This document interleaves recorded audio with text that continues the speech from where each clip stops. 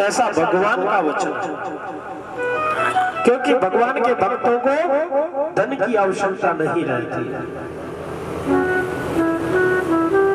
और शंकर जी का स्वभाव क्या है? शंकर जी तो बहुत दयालु है, बड़े कृपालु है। शंकर जी का एक नाम है आशुतोष। आशुतोष का अर्थ क्या है? शीघ्र प्रसन्न होने वाले। एक भजन आता है, आपने वो भजन सुना भी होगा। भक्त एक शिव का चला, शिव को मनाने के लिए, दो पुष्प एक लोटा पानी शिव पर चढ़ाने के लिए। उस भक्त ने शिव जी के मंदिर में जाकर के भगवान शंकर की आराधना के लिए जैसे ही ऊपर घंटी बजाई ना, घंटी की तरफ ध्यान दिया तो घंटी सोने की थी। मन डावाडोल हो गया कि सोने की घंटी लगी हुई है, क्या करें। और जैसे ही सोने की घंटी के प्रति मन खराब हुआ, तुरंत विचार आया ले चलो। और कई लोग धान ला करके चढ़ाते हैं, अलग अलग प्रकार के रिवाज हैं। शिवरात्रि के दिन देखो शंकर भगवान दिखते ही नहीं है,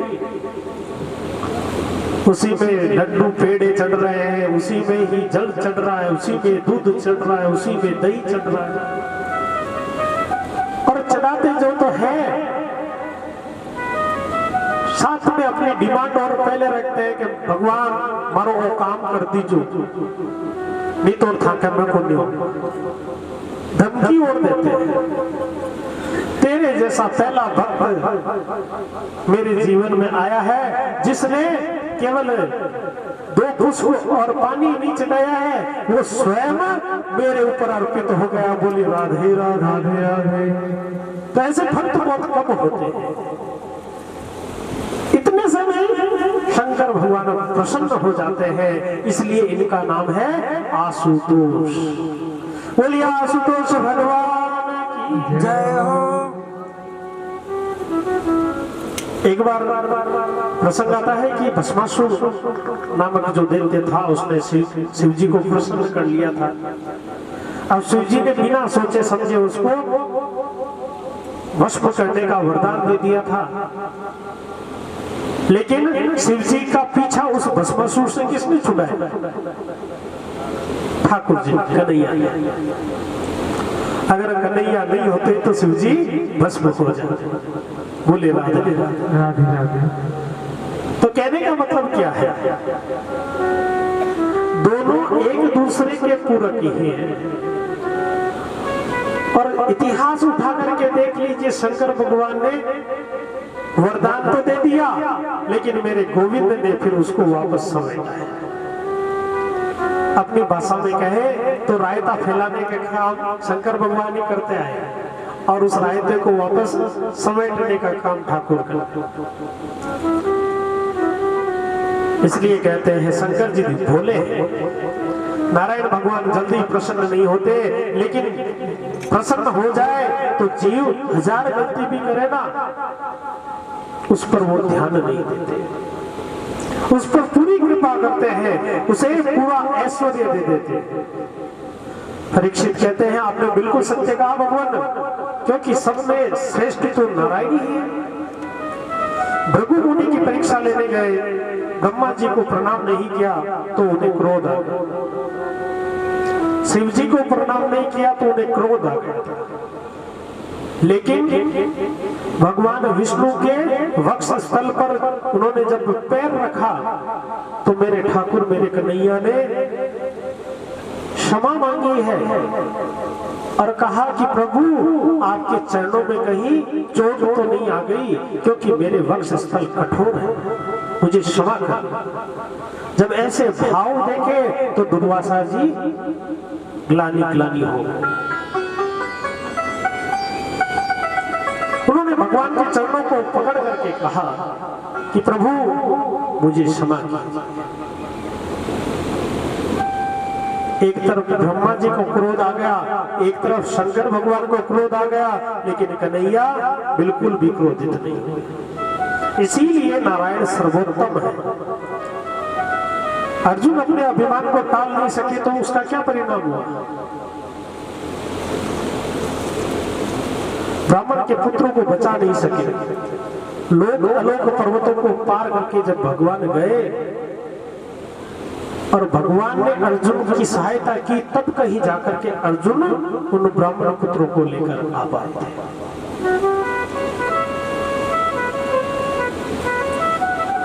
सुखदेव जी महाराज कहते हैं, परीक्षित, भगवान समय समय पर अपने जो प्रियजन होते हैं ना, उन्हें उपदेश भी देते रहते हैं। एक दिन की बात है, कन्हैया ने एक धर्म सभा बुलाई। उसमें गंभीर चिंतन में बैठे थे। वहां पर उन्होंने अपने समस्त पुत्रों को इकट्ठा किया हुआ। वे उन पुत्रों से बोले कि मैं आपसे कुछ बातें करना चाहता हूं। पुत्रों ने कहा कि कहिए, क्या उपदेश है? कृष्ण भगवान कहते हैं कि व्यक्ति को बिगाड़ने के 4 साधन हैं। क्या क्या?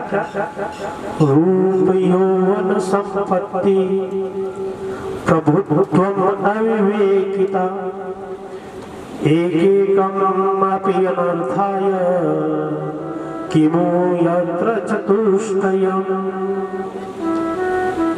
क्या क्या बताया? रूप, सुंदर रूप का होना, यौवन, युवावस्था का होना, संपत्ति, संपत्ति जानते हैं, ज्यादा पैसा होना या ज्यादा सत्ता मिल जाना, और अविवेकता, विवेक नहीं होना, समझ नहीं होना। यदि इन चारों में से एक चीज भी किसी के पास में है तो व्यक्ति अनर्थ किए बगैर नहीं रह सकता।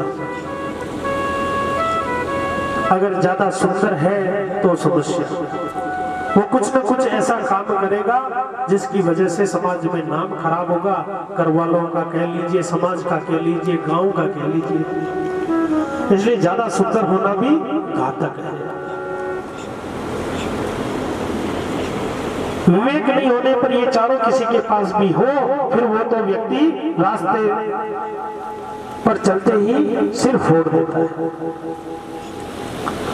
अधर्मी बन जाता है।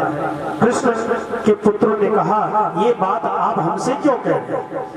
द्वारिकानाथ ने कहा कि मैं तुमसे इसलिए कह रहा हूं बच्चों कि तुम सभी सुंदर रूपवान हो, इसलिए समझ रखना। तुम धनाढ्य भी हो, तुम्हारे पास संपत्ति भी है, और तुम युवा हो। रूप, यौवन, संपत्ति, और चौथी क्या बताए? अविवेकता। तो तुम रूपवान हो, तुम युवा हो, और तुम्हारे पास में संपत्ति है, इसलिए तुम सिर्फ एक चीज से वंचित हो। वो कौन सी है? अविवेक, नादानी या नासमझी कह सकते हो, उससे वंचित हो। इसका विशेष ध्यान रखना, कहीं तुम्हारे भीतर नादानी नहीं आ जाए। अगर तुमने नादानी को अपना लिया तो तुम्हारा सर्वनाश हो जाएगा। द्वारकाधीश के पुत्रों ने कहा कि ऐसा नहीं हो सकता। द्वारकाधीश कहते हैं कि मैं सब तुम लोगों से इसलिए कह रहा हूं कि आजकल मेरे पास तुम्हारे बारे में शिकायतें भी आ रही। तुम लोग संतों का अपराध करने लगे हो, संतों के साथ मजाक करते हो। बेटा, संत का कभी अपमान नहीं करना चाहिए। क्यों?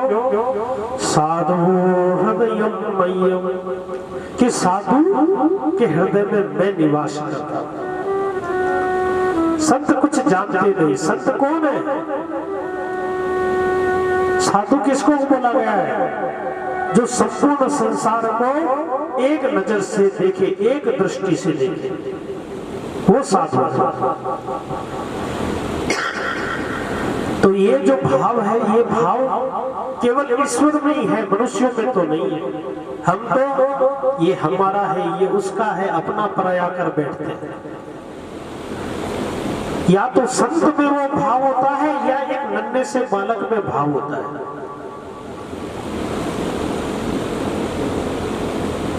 एक कवि ने बहुत सुंदर रचना लिखी हुई है, कुछ विद्यार्थी मेरे पुराने यहाँ पास में बैठे हैं, इन्होंने पढ़ा भी है। चिड़िया की उड़ान, कविता की उड़ान। यह घर वह घर, बाहर भीतर एक कर देने के माने बच्चे ही जाने। कहने का मतलब बच्चों के लिए कौन सा अपना घर है, कौन सा पराया घर है, कुछ नहीं पता। हमारे भाई साहब भी कहते रहते हैं कि बच्चे शाम को बैग घर पे पटक के आते हैं जो सुबह स्कूल जाने के समय ही जाते हैं। ये भाव केवल बच्चों में ही हो सकते हैं। हम लोग उनको पकड़ते रहते हैं, भैया रुक जाओ, कहाँ जा रहा है, किसके घर जा रहा है। बच्चों के लिए भाव क्या है, ये हमारा ही घर है।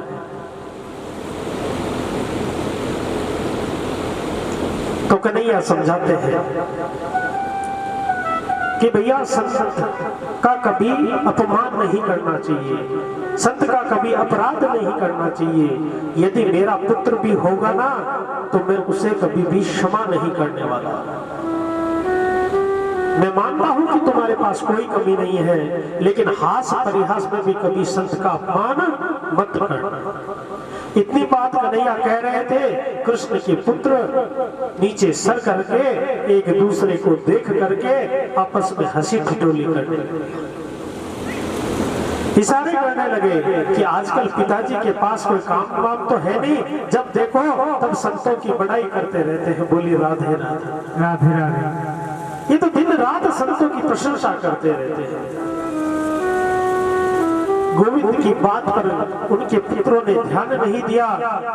भगवान ने देखा कि ये लोग मेरी बात का गौर नहीं कर रहे हैं, तो गोविंद ने किसी को विदित नहीं होने दिया और अपने आप ही जो है वहां से चले गए। सत्य बात यही है कि जिस जगह हमारा मान नहीं होना वहां से हमें चुपचाप चले जाना चाहिए, क्योंकि जहां सम्मान नहीं, जहां मान नहीं, वहां बैठना भी सज्जन व्यक्ति के लिए, ज्ञानी व्यक्ति के लिए अपराध बोध है। प्रभास क्षेत्र की बात है, एक बहुत सुंदर जगह है, वहां सप्तऋषि पिंडारक क्षेत्र है, वहां बड़े बड़े संत विराजते हैं। जामवंत जी के पुत्र हैं जिनका नाम है सांब। जामवती जी के जब पुत्र नहीं हुआ था ना तो कृष्ण ने शंकर जी की तपस्या की और शंकर भगवान ने कन्हैया से पूछा कि क्या बात है कन्हैया। तो कन्हैया ने कहा कि भाई मेरे सभी पत्नियों के पुत्र हैं लेकिन जामवती के द्वारा कोई पुत्र नहीं है, अगर आप कृपा करें तो इसके भी पुत्र हो जाए। शंकर जी ने कहा बस इतनी सी बात है, आपका काम हो गया। अब कन्हैया को तो बोल दिया कि भाई तुम्हारा काम हो जाएगा, और शंकर भगवान जैसे ही कैलाश पे पहुंचे और ये बात पता चली कि कन्हैया के पुत्र के रूप में जाना है, तो कहते हैं शंकर जी के और पार्वती जी की लड़ाई हो गई। पार्वती जी कहती है कि मैं जाऊंगी पुत्री बनकर के, और शंकर भगवान कहते हैं कि मैं जाऊंगा पुत्र बनकर। दोनों में लड़ाई होने लगी। आखिरकार दोनों ने समझौता किया कि एक काम करते हैं, अपन अर्धनारीश्वर तो वैसे ही हैं, अपन दोनों मिल करके चलते हैं। आज कन्हैया के यहाँ जामवती जी के द्वारा एक पुत्र रत्न की प्राप्ति हुई। उस पुत्र के रूप में मां पार्वती जी शंकर भगवान के साथ में मिलकर के दोनों ने उस पुत्र का रूप धारण किया है, इसलिए उनका नाम हुआ सअंब, अर्थात अंबा सहित शंकर भगवान, इसलिए उसका नाम रखा गया सांब। बोले सांब भगवान की जय। अंबा के सहित शिव, इतना सुंदर पुत्र है। तो आज जो है जहां जहाँ सप्त ऋषि इत्यादि बैठे हैं वहां पर सब भाई उस सांबर प्रद्युम्न के साथ पहुंचे हैं और उन भाइयों ने मजाक मजाक में संतों को देख करके सांब को साड़ी पहना, क्योंकि आपको पता ही है गोरा जी का अंश है साथ में, तो दिखने में थोड़ा लड़की की जैसे लगता है। तो साड़ी पहना करके उसको तैयार कर दिया। सभी भाइयों ने आपस में मंत्रणा कर ली कि चलिए ये महात्मा जी त्रिकालदर्शी लगते हैं और देखते हैं इनकी कितनी दृष्टि है।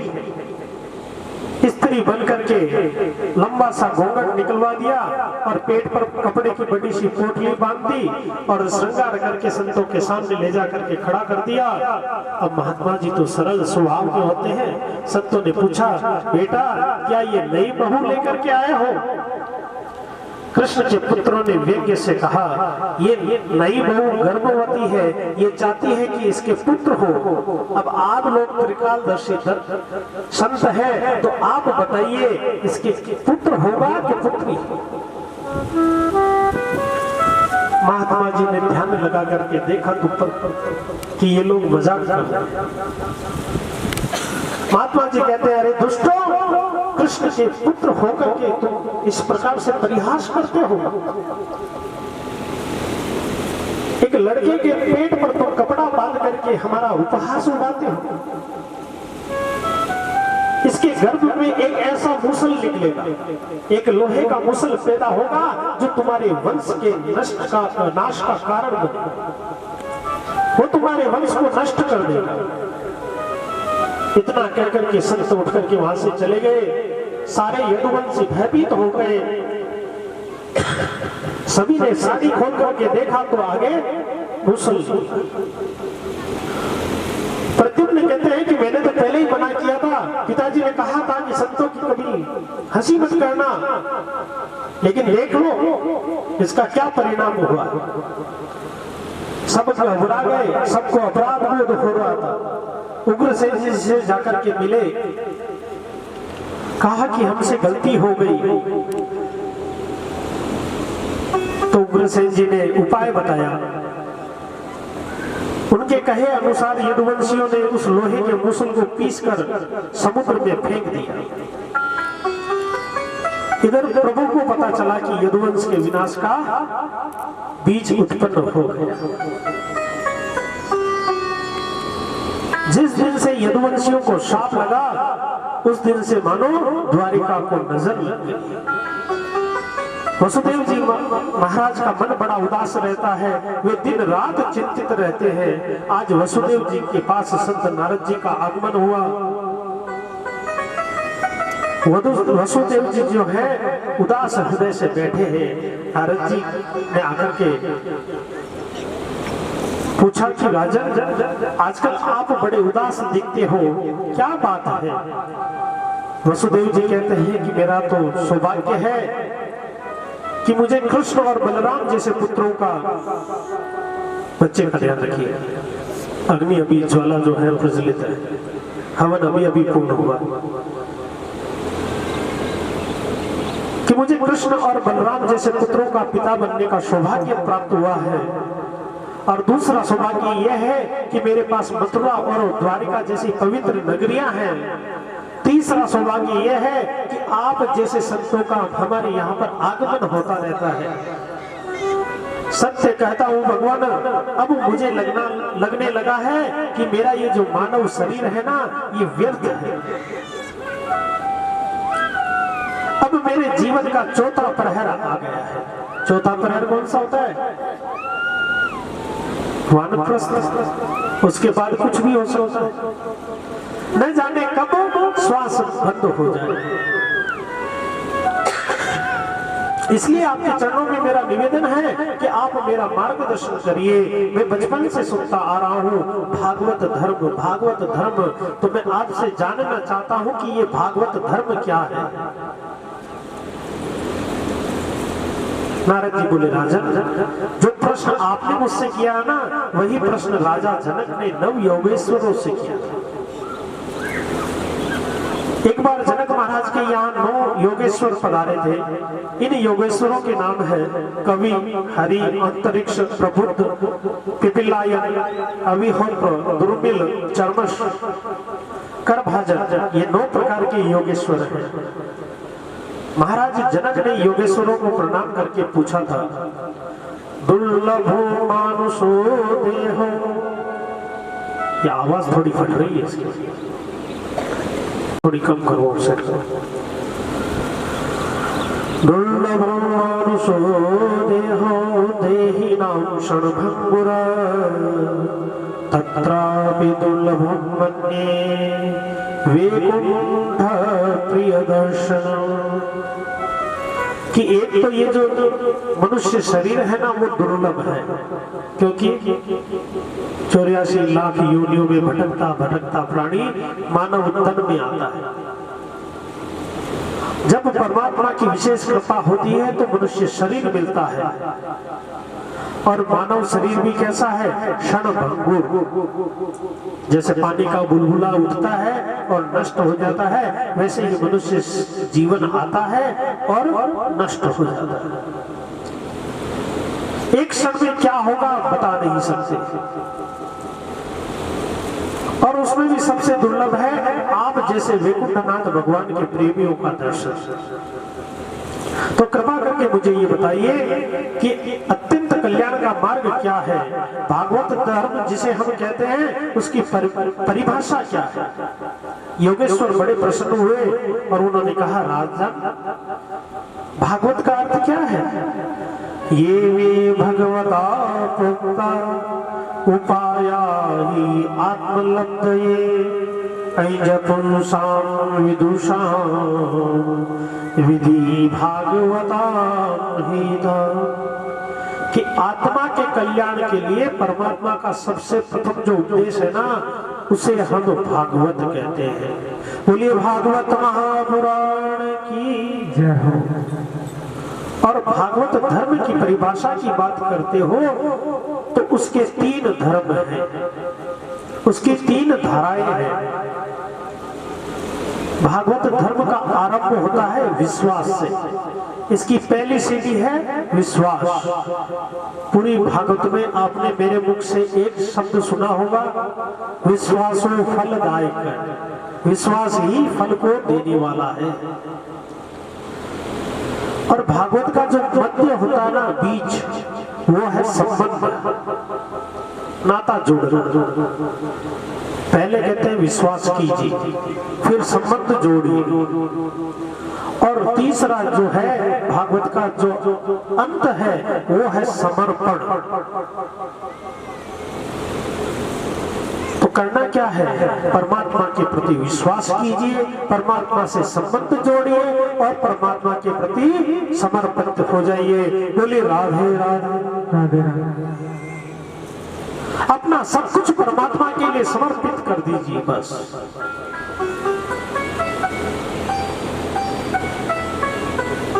श्री कृष्ण जी अर्जुन को उपदेश कर रहे थे। अर्जुन से बोले कि ऐसा करो, तो अर्जुन कहता है करूंगा।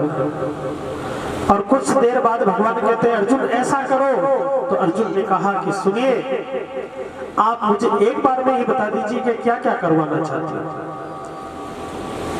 तो भगवान क्या कहते हैं, यत् करोषि यदश्नानि यज्जुहोषि ददाति यत् मय्यर्पित मनो बुद्धि ययात्मा संप्रसीदति।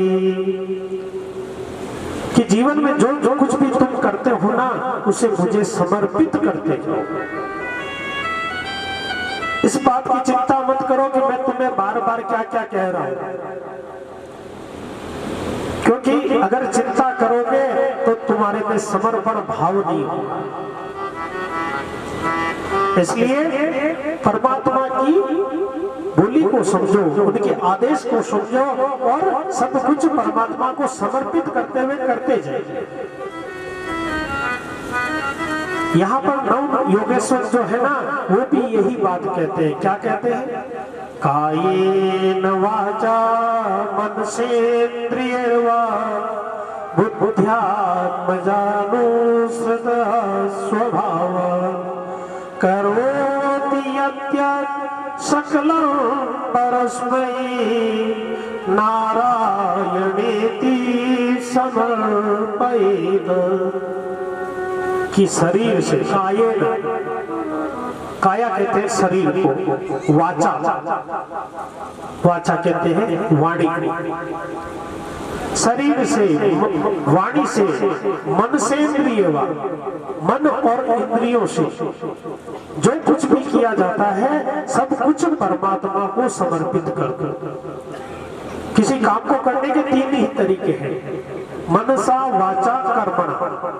या तो आदमी मन से काम करता है, या बोल करके काम करवाता है, या खुद कर देता है।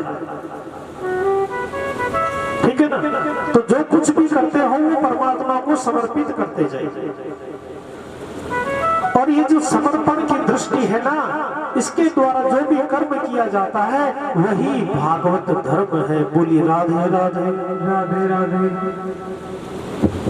इस मार्ग पर जो व्यक्ति चलता है वह भागवत धर्म का अनुशीलन करने वाला व्यक्ति होता है, और वो व्यक्ति भी भागवत कहलाता है। बोलिए भागवत भगवान की।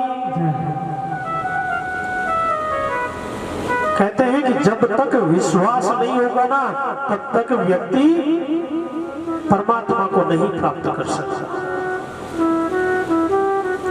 इसलिए तो कहा गया है विश्वासो फलदायक, विश्वास ही फल को देने वाला है। जो कण कण में परमात्मा को देखता है, विश्वास बड़ा उत्तम कोटि का भागवत है, बड़ा मजबूत है। सुखदेव जी कहते हैं कि एक बात बताओ, जिस समय द्रौपदी का चीरहरण हो रहा था ना, उस समय परमात्मा तुरंत क्यों नहीं आए? परीक्षित कहते हैं प्रभु मुझे क्या पता परमात्मा तुरंत क्यों नहीं आए, आप ही बताओ। तो वो कहते हैं कि परमात्मा थे तो वही, लेकिन वो इंतजार कर रहे थे कि कब द्रौपदी पुकारे, कब द्रौपदी मुझ पर विश्वास करे।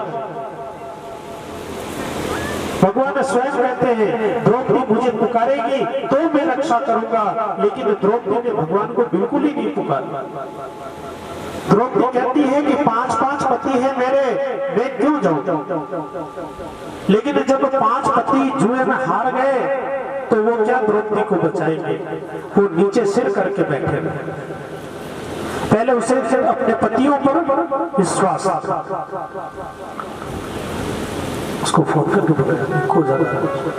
भीष्म पितामह, द्रोणाचार्य, कृपाचार्य, बड़े बड़े धर्मात्मा वीर वहां पर बैठे, तो उन्हें लगा कि शायद द्रौपदी को लगा कि ये बचाएंगे, लेकिन उन्होंने भी नजरें नीची कर ली। जब उन्होंने भी द्रौपदी को नहीं बचाया तब भगवान ने सोचा कि अब द्रौपदी मुझे पुकारेगी और मैं इसकी रक्षा करूंगा। लेकिन फिर भी द्रौपदी ने भगवान को नहीं पुकारा, उसे खुद पर विश्वास था। उसने अपनी साड़ी को कस करके पकड़ लिया था। उसके मन में क्या विश्वास है?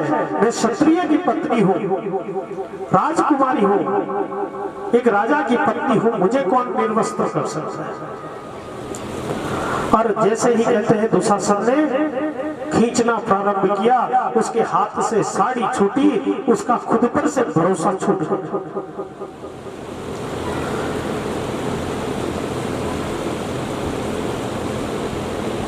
लेकिन जब द्रौपदी ने चारों ओर से अपनी पराजय देखी ना, तब आखिर में उसने ऊपर हाथ किए, कन्हैया को पुकारा है, श्री कृष्ण द्वारिकावासी देव देव जगतपते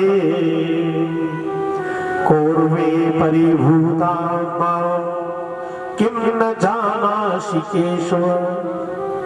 आज द्रौपदी ने अंत समय में पुकारा कि हे द्वारिकाधीश कृष्ण, हे देवकी नंदन, हे यशोदा वत्सल, कौरवों की सभा इस प्रकार द्रौपदी का अपमान कर रही है, क्या तुम्हें दिखाई नहीं देता?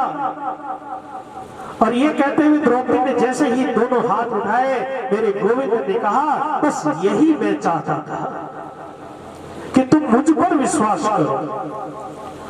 और कहते हैं गोविंद ने तुरंत साड़ी का रूप धारण कर लिया।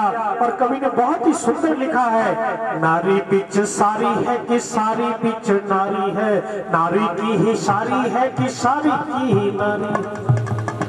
भ्रांतिमान अलंकार, भ्रांति हो गई। दुशासन खींचते खींचते थक गया, साड़ी का अंबार लग गया। कवि ने बहुत सुंदर शब्दों में इसको बयां किया है। क्या कहा? सारी बीच नारी है कि नारी बीच सारी है, कि ये साड़ी के बीच में स्त्री है या स्त्री के भीतर साड़ी है, कुछ समझ में नहीं आता।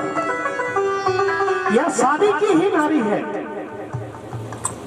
अर्थात ये मनुष्य नहीं होकर के कोई साड़ी की बनाई हुई नारी है जो खोलते जाओ खुलती जा रही है। जैसे कोई कपड़े की गेंद बनाई हो, उसके ऊपर कपड़े लपेटे हुए रहते हैं ना, खोलते जाओ कपड़ा निकलता ही जाता है। या नारी की ही साड़ी है, ये जो साड़ी निकल करके आ रही है ये नारी के शरीर से उत्पन्न हो रही। दुशासन की भुजाएं थक गई, लेकिन द्रौपदी के वस्त्र नहीं उतरे। तो नव योगेश्वरों ने श्री जनक जी महाराज से कहा कि विश्वास हो फलदायक, परमात्मा पर विश्वास रखिए और विश्वास में ही परमात्मा का वास है। बोले कृष्ण कन्हैया लाल की। परमात्मा सब जगह है, वो मेरी रक्षा करेगा, ऐसा विश्वास रखिए। तीनों प्रकार के भागवतों का निरूपण करके बताया। राजा ने पूछा कि महाराज ये माया बड़ी विचित्र है, इसके क्या रूप हैं? बोले माया 3 रूपों में है, महाकाली, महालक्ष्मी, महासरस्वती। महासरस्वती के रूप में माया सृष्टि करती है, रचना करती है। और महालक्ष्मी के रूप में सबका पालन करती है। और महाकाली के रूप में सबका संहार करती है। बस यही माया है। तो बोले माया से छूटने का क्या उपाय है? तो कहते हैं माया बड़ी गुणमयी है, माया से छूटने का तरीका तो केवल एक ही है राजन। वो क्या है? गोविंद के नाम का स्मरण, मेरे ठाकुर मेरे कन्हैया के नाम का स्मरण कीजिए। आज ही चर्चा चली कि भैया व्यक्ति के पास में पैसा आ जाता है, सब कुछ हो जाता है, तो क्या करना चाहिए? तो मैंने सीधा सा एक ही जवाब दिया, पैसा आ जाता है तो सबसे बढ़िया उपाय है दान। क्यों? तो कहते हैं वित्तस्य त्रीणि गति। वित्त अर्थात धन, धन की 3 ही गतियां होती हैं। कौन कौन सी? दानम भोगो नाशम च। या तो दान कीजिए, दान करोगे तो पैसा आपका फलीभूत होगा, वो लाख गुना बनकर के वापस आता है। तो पहली उत्तम गति है दान। दूसरी है मध्यम गति, जिसे कहा गया है भोग। आप दान करने के बाद में जो पैसा आपके पास बचता है, जो आता है, उसे आप भोग कीजिए, उपयोग में लीजिए, काम में ले लीजिए, खर्च दीजिए। क्योंकि लक्ष्मी का स्वभाव चंचला है, वो टिकती नहीं है, खर्च होगी, करना चाहिए। और अगर आपने ये दोनों काम नहीं किए ना, उसको रोकने की चेष्टा की, तो तीसरी गति होगी जिसका नाम है नाश। वो खुद तो जाएगी ही जाएगी, साथ में आपको भी ले जाएगी, अर्थात आपके कुल का नाश कर जाएगी। इसलिए सबसे पहली गति जो उत्तम अवस्था है उसको प्राप्त कीजिए, दान कीजिए। तो प्रभु भक्ति के लिए सबसे पहले हमें करना चाहिए विश्वास। फिर परमात्मा से संबंध जोड़ना चाहिए और फिर समर्पित हो जाना चाहिए। और तीनों को प्राप्त करने का एक सरल सा उपाय है, गोविंद का कीर्तन कीजिए। आइए हम सभी 2 मिनट का नाम संकीर्तन करते हुए आज की कथा को आगे बढ़ाते हैं। श्री कृष्ण गोविंद हरे मुरारी, नाथ नारायण वासुदेवा। श्री कृष्ण गोविंद हरे मुरारी, नाथ नारायण वासुदेवा। श्री कृष्ण गोविंद हरे मुरारी,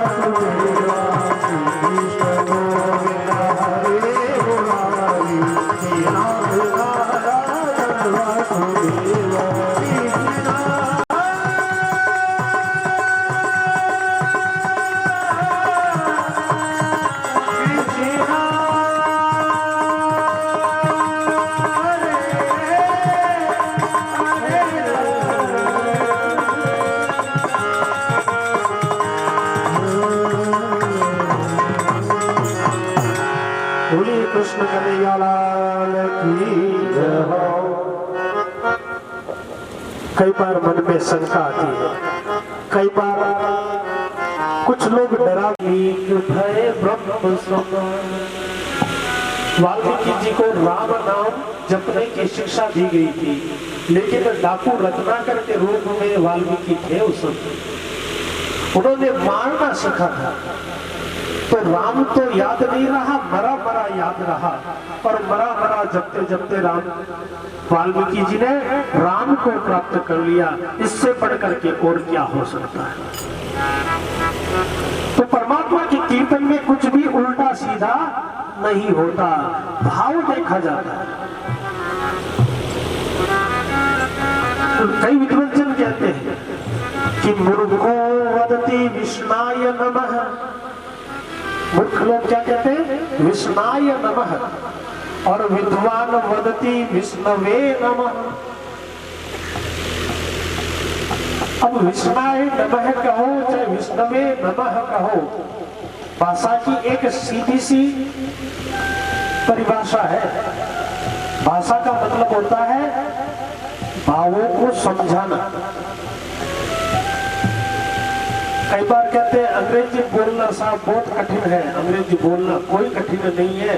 आप अंग्रेजी में कुछ भी कहिए, सामने वाले को समझ में आना चाहिए, बस इतनी सी बात है। कोई ग्रामर वगैरह की जरूरत नहीं होती। ऐसे ही परमात्मा के प्रति आप भाव रखिए, भाव के साथ में। इसलिए कहा गया है कि परमात्मा से संबंध जोड़िए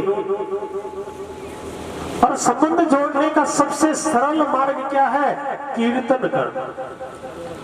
अगर कीर्तन करेंगे तो भाव जगेगा, मन निर्मल होगा, और जब मन निर्मल होगा तो तुलसीदास जी ने कहा, निर्मल मन जन सो मोहि पावा, मोहि कपट छल छिद्र न भावा।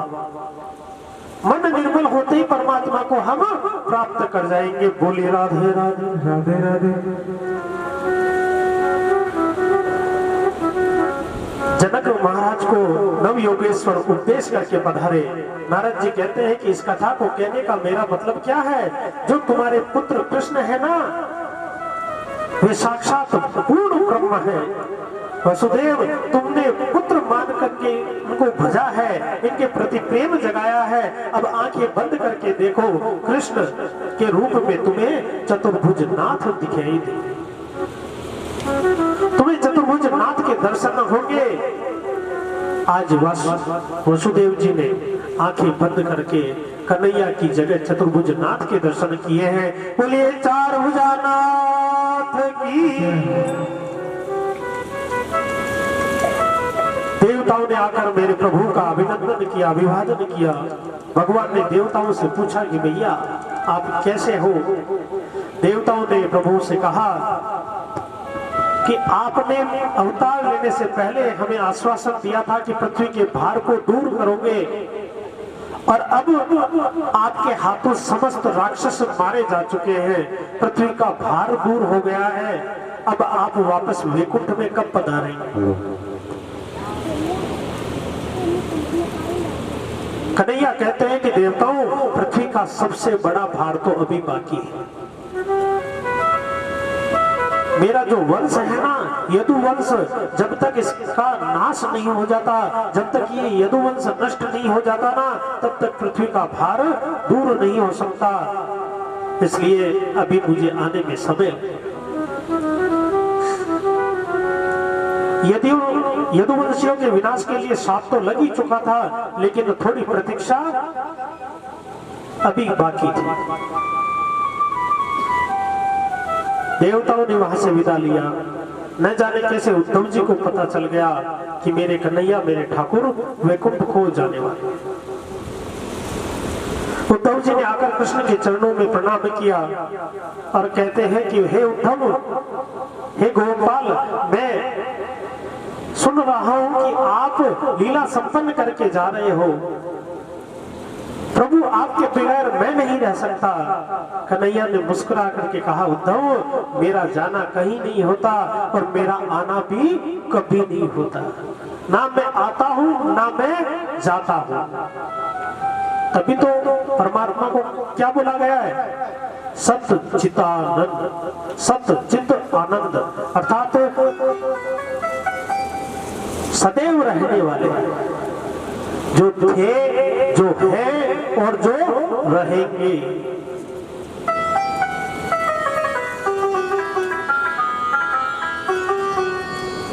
जब दिखता है कि भगवान आ गए हैं, वास्तविकता में भगवान आते नहीं हैं, वही थे। बस हमारा विश्वास, हमारा भाव बनता है कि आ गए हैं।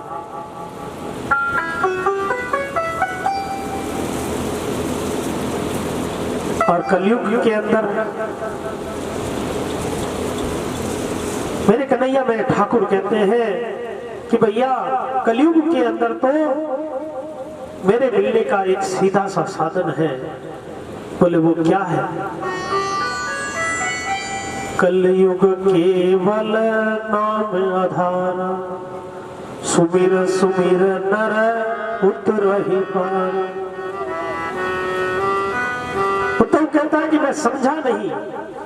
कन्हैया कहते हैं कि संसार से वैराग्य, मेरे प्रति अनुराग, यही मुझसे मिलने का सबसे सुंदर साधन है। जब तक संसार से वैराग्य नहीं होगा ना, तब तक मेरे प्रति अनुराग नहीं होगा, तो मुझसे मिलना कैसे होगा? उद्धव कहते हैं वैराग्य की क्या परिभाषा है? कन्हैया कहते हैं वैराग्य 3 प्रकार का होता है। कितने प्रकार का? 3 प्रकार का। पीछे तक अगर मेरी आवाज आ रही है तो जवाब चाहिए। कितने प्रकार का है वैराग्य? 3 प्रकार का। 3 में से पहला वैराग्य बताया है मरकट वैराग्य। मरकट किसको बोलते हैं? बंदर को। बंदर जैसे उछल कूद करता रहता है ना, वैसे वैराग्य भी उछल कूद करता है। कैसे? मम्मी पापा ने कोई जिद पूरी नहीं की, आ गया साहब वैराग्य, मैं कुछ नहीं करूंगा। किसी ने हमारा कहना नहीं माना तो आ गया वैराग्य, जाओ मैं कुछ नहीं करता, सब छोड़ छाड़ करके बैठ जाते हैं। ये कौन सा वैराग्य है? मरकट वैराग्य, जो उछल कूद करता रहता है, कभी आता है जाता है, आता है जाता है, 5 मिनट के अंदर आ गया और 5 मिनट में चला गया। अगले का कहना मान लिया तो तुरंत राजी हो गया, हाँ साथ सारा काम करूं, ये मेरा है, ये ऐसा है, ये वैसा है। और 1 सेकंड के लिए कुछ कसर रह गई तो तुरंत वैराग्य आ गया, कोई मेरा नहीं है, जाने दो, दुनिया गई भाड़ में। इसका नाम है मरकट वैराग्य। ये पहला वैराग्य है। दूसरा वैराग्य है, आप सभी जानते हैं, शमशान वैराग्य, मसाणी वैराग्य। पहले तो इसका प्रभाव काफी था। लोग शमशान में जाते थे तो भीतर से भाव उमड़ते थे कि संसार में कुछ मतलब नहीं है, व्यक्ति पुण्याई लेकर ही जाता है, धन दौलत सब कुछ यही रह जाते हैं। लेकिन अब समय बदलने लगा है, अब शमशानी वैराग्य भी धीरे धीरे कम हो गया। पहले तो कहते थे कि भाई वहां से आते हैं ना लौटकर, जब नहाते हैं तब वैराग उतरता है। लेकिन आजकल तो सिटी में तो सिस्टम ही अलग है। ऑफिस से सीधे शमशान घाट पहुंचे, वापस सीधे ऑफिस पहुंच गए, बोलो राधे राधे। और तीसरा जो वैराग्य है ना, सही मायने में सच्चा वैराग्य वही है। वास्तविक जो वैराग्य है वो त्याग होता है, और वो त्याग, वो वैराग्य मन से बाहर आता है। ये उद्धव, अंदर होने वाला त्याग जब ऊपर प्रस्फुट हो जाता है ना, उसी को वैराग्य अर्थात संन्यास कहते हैं। गीता में कहा गया है, काम्यानां कर्मणान्यास संन्यासः। उद्धव ने तुरंत प्रभु के चरणों को पकड़ लिया और उद्धव क्या कहते हैं? योगेश योग विन्यास योगात्मान योग संभव निश्रेय शायमी प्रोक्तस त्याग संन्यास लक्षण। आप योग के स्वामी हो, आप योग के अधीश्वर हो। हे गोपाल, मान लो मैंने त्याग दिया संसार, सर्वस्व छोड़ करके मैं वन में चला गया, मैं वैरागी हो गया, मैं सन्यासी हो गया, तो सन्यास धर्म पालन करते हुए मुझे कैसे रहना चाहिए, सन्यासी के कैसे लक्षण होने चाहिए। भगवान कहते हैं, हे उद्धव, जो प्रश्न तुम हमसे कर रहे हो ना, यही प्रश्न एक सन्यासी ने यदु महाराज से भी किया था।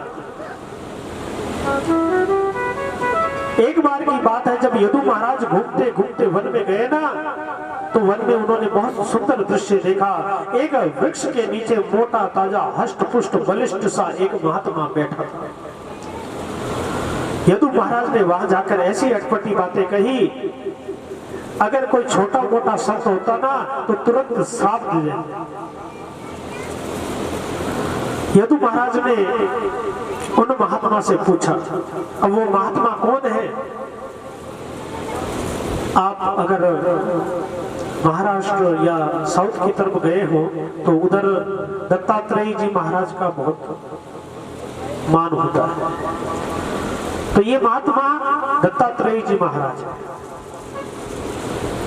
यदु महाराज ने उनसे पूछा कि बाबा क्या खाते हो, बड़े मोटे ताजे हो, यहाँ आसपास में कोई 4-5 कोस तक कोई गांव नहीं है, आपका भरण पोषण कैसे होता है? इतना मोटा तगड़ा शरीर आपके पास कैसे है? कई लोग मुझसे भी पूछते हैं, भैया कौन सी चक्की का आटा खाते हो? अरे आपकी चक्की और हमारी चक्की एक ही, और आप तो सब परिचित भी है। तो महात्मा जी क्या कहते हैं, आप कहोगे भैया मैं तो वैरागी हूं, तो वैराग आप में कैसे हो गया, मैं ऐसा क्यों हूं, इतना मोटा ताजा शरीर आपका कैसे है।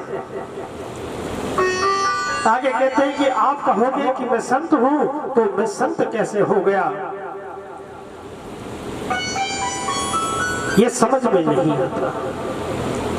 आप कहोगे कि मैंने सब कुछ त्याग दिया है, तो ये त्याग कैसे हो गया, इतना मोटा ताजा शरीर है। तो शरीर देख करके किसी का आकलन नहीं कर सकते। किसी शायर ने कहा है, आपने गाना भी सुना होगा, फिल्मी संगीत है, तुम इतना जो मुस्कुरा रहे हो, क्या गम है उसको छुपा रहे। तो चेहरा देख करके आप अंदाजा नहीं लगा सकते कि व्यक्ति के भीतर क्या है। रूप सुंदर है या व्यक्ति मुस्कुरा रहा है, तो इसका मतलब ये नहीं कि उसके जीवन में दुख नहीं है। वास्तविकता तो यह है कि वो व्यक्ति सबसे ज्यादा हंसता है या वो व्यक्ति सबसे ज्यादा प्रसन्न दिखता है जिसके जीवन में सबसे ज्यादा दुख है। वरना बिना दुख वाला व्यक्ति ढोंग करता है, दुखी होने का दिखावा करता है, और वास्तविकता में जो दुखी है ना, वो कभी दिखाता नहीं कि मैं दुखी हूं। कल का प्रसंग ही ले लीजिए, सुदामा ने कहीं पर भी ये नहीं दिखाया कि मैं दुखी हूं, कन्हैया ने स्वयं देखा कि वो दुखी है। बोले राधे राधे राधे राधे। इसलिए कहते हैं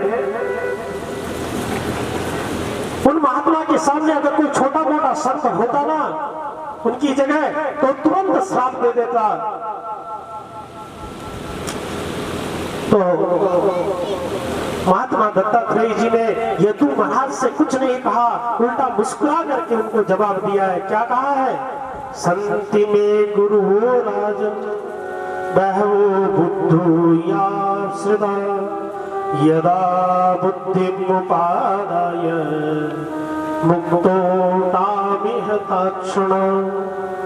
कि हे राजन, ये मोटा ताजा शरीर पालने का एकमात्र कारण है कि मैंने 24 गुरु बनाए हैं। कितने गुरु? 24 गुरु। मेरे जीवन की एक जो ध्येय वाक्य कहते हैं, आदर्श वाक्य आप लोग कह सकते हो, वो क्या है कि जीवन में किसी को भी अगर गुरु बनाने को मिले ना, तो बना लेना चाहिए, चाहे वो अपने से छोटा भी क्यों ना। आप बच्चे को गुरु बना सकते हो। आज दत्तात्रेय जी महाराज बताते हैं कि उन्होंने 24 गुरु कैसे बनाए। तो कहा कि गुरु 3 प्रकार के होते हैं। कौन कौन से? एक तो होते हैं पुरोहित गुरु। पुरोहित गुरु कौन? जो हमारे कुल गुरु हैं,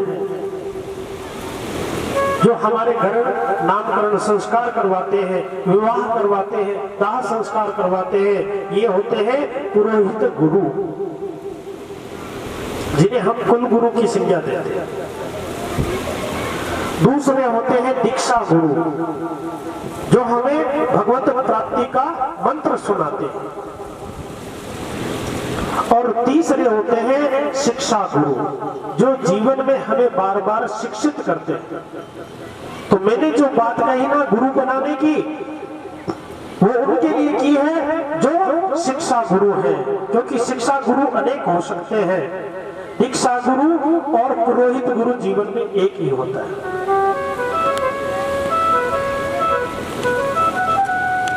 दत्तात्रेय जी कहते हैं कि मेरे जीवन का पहला गुरु है पृथ्वी। पृथ्वी ने मुझे सहनशील बनना सिखाया। दूसरा गुरु मैंने बनाया वायु को। वायु क्या है? दिखाई नहीं देती, लेकिन होने का आभास करवाती। पंखा बंद कर दो, तुरंत कहेंगे महाराज गर्मी है। आभास है, देखा किसी ने? नहीं। तीसरा गुरु मैंने बनाया है आकाश को, जो रास्ता देता है वो आकाश है। चौथा गुरु मैंने बनाया है जल को, जो सिखाता है कि सदैव शीतल बने, गुस्सा मत करो। जल का भाव देखिए, गर्म करो तो ठंडा हो जाता है, उसको जमाओ तो भी वो पिघल करके उसी भाव में आ जाता है। जल का मतलब होता है शीतल होना।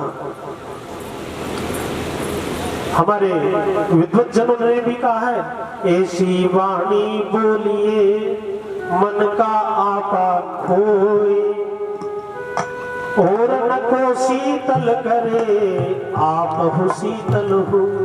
तो ये शीतलता का लक्षण कहां से आया? जल से। कहते हैं पांचवा गुरु मैंने अग्नि को बनाया, जो ये बताता है कि हमारे समस्त कर्म जलकर राख हो जाते हैं। इतनी हवन सामग्री एक भगोला भर के थी, आज देखिए इतनी सी एक मुट्ठी राख के समान बन। कि जीवन में जो कुछ भी सुख दुख हानि लाभ इत्यादि हमारे जीवन में आते हैं ना, वो सब समय आने पर जलकर नष्ट हो जाते हैं, इसलिए उनका अभिमान नहीं करना चाहिए। छठा गुरु मैंने बनाया है चंद्रमा को। चंद्रमा से मैंने सीखा कि एक दिन मरते भी हैं, एक दिन जीते भी हैं, लेकिन शाश्वत एक चीज रहती है, वो है आत्मा। कैसे? पूर्णिमा पर चंद्रमा दिखाई नहीं देता, लेकिन चंद्रमा रहता है। अमावस्या पर चंद्रमा होते हुए भी नहीं होता, पूर्णिमा पर 64 कलाओं के साथ होते हुए भी नहीं होता। दोनों चीजें कहते हैं प्रतिपदा से पूर्णिमा तक बढ़ता है और प्रतिपदा से अमावस्या तक घटता जाता है। तो सुख और दुख जीवन में आते रहते हैं, चलते रहते हैं। ऐसे ही जन्म और मृत्यु होती रहती है, लेकिन आत्मा जो है ना, वो शाश्वत बनी रहती है। इसलिए जीवन को कमजोर मत मानो, इसके भीतर, हमारे भीतर जो आत्मा विद्यमान है ना, उस पर विश्वास करो। अगला गुरु मैंने सूर्य को बनाया है। सूर्य हमें सिखाता है कि सबको समान दृष्टि से देखो। संपूर्ण संसार में सूर्य एक ही प्रकार से उदय होता है और एक ही प्रकार से अंत होता है। अगला गुरु मैंने बनाया है कबूतर को। कबूतर क्या सिखाता है? कभी किसी चीज से स्पृहा नहीं करनी चाहिए, आराम से पड़े रहता है। बोले राधे राधे राधे राधे। हरीश गिरी जी महाराज हमारे बीच पधारे हैं, मैं ऊपर आकर के स्थान ग्रहण कीजिए। बोलिए संत भगवान की जय, बोलिए सतगुरुदेव की जय हो। बनाया है अजगर हमें क्या सिखाता है कि आराम से पड़े रहो, किसी की चिंता मत करो। जो अच्छा मिल गया सो ग्रहण, जो बुरा मिला तो भी अच्छा। मिला तो अच्छा, नहीं मिला तो अच्छा। अगला गुरु मैंने बनाया है सागर को। समुद्र से मैंने सीखा है गंभीर रहना चाहिए। संत को सदैव गंभीर रहना चाहिए। यदि संत के जीवन में गंभीरता नहीं है ना, तो जन कल्याण, समाज कल्याण नहीं हो सकता। और कितना सुंदर प्रसंग चल रहा है और गुरुदेव हमारे कृपा करने पधारे हैं। बहुत बहुत साधुवाद, बहुत बहुत आभार।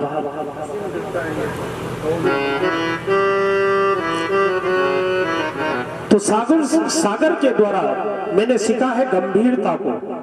आप देखिए सागर में कितनी नदियां जाकर के मिलती है। कभी सागर में बाढ़ आई है क्या?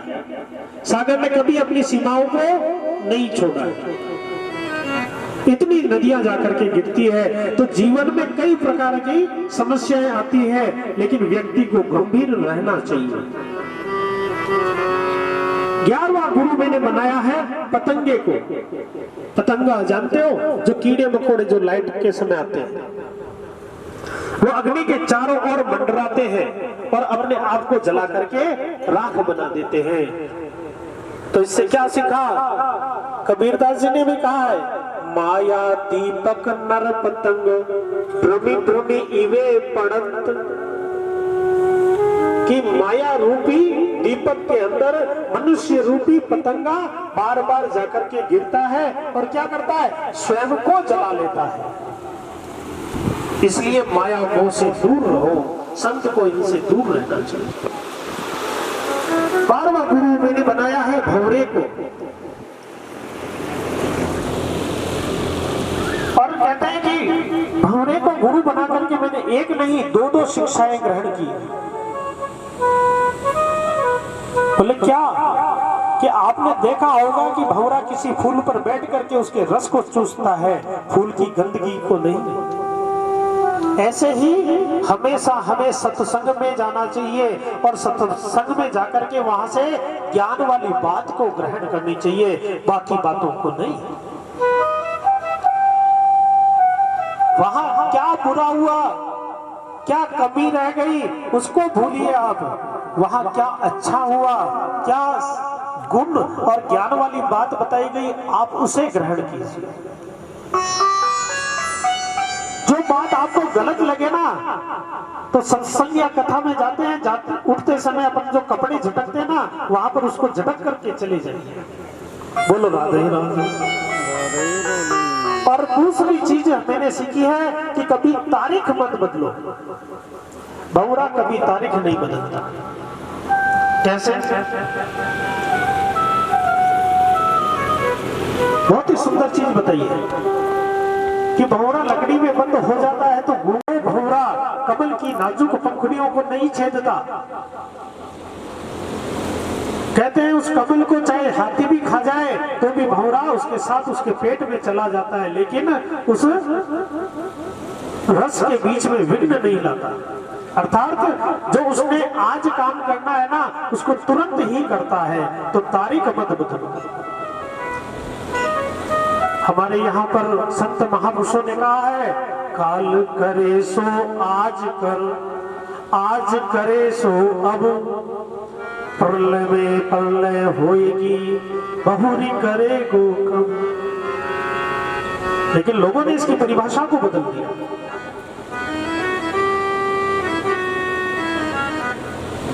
और अगर बात करें हमारी, तो हमने तो इसको बिल्कुल ही बदल करके रख दिया है।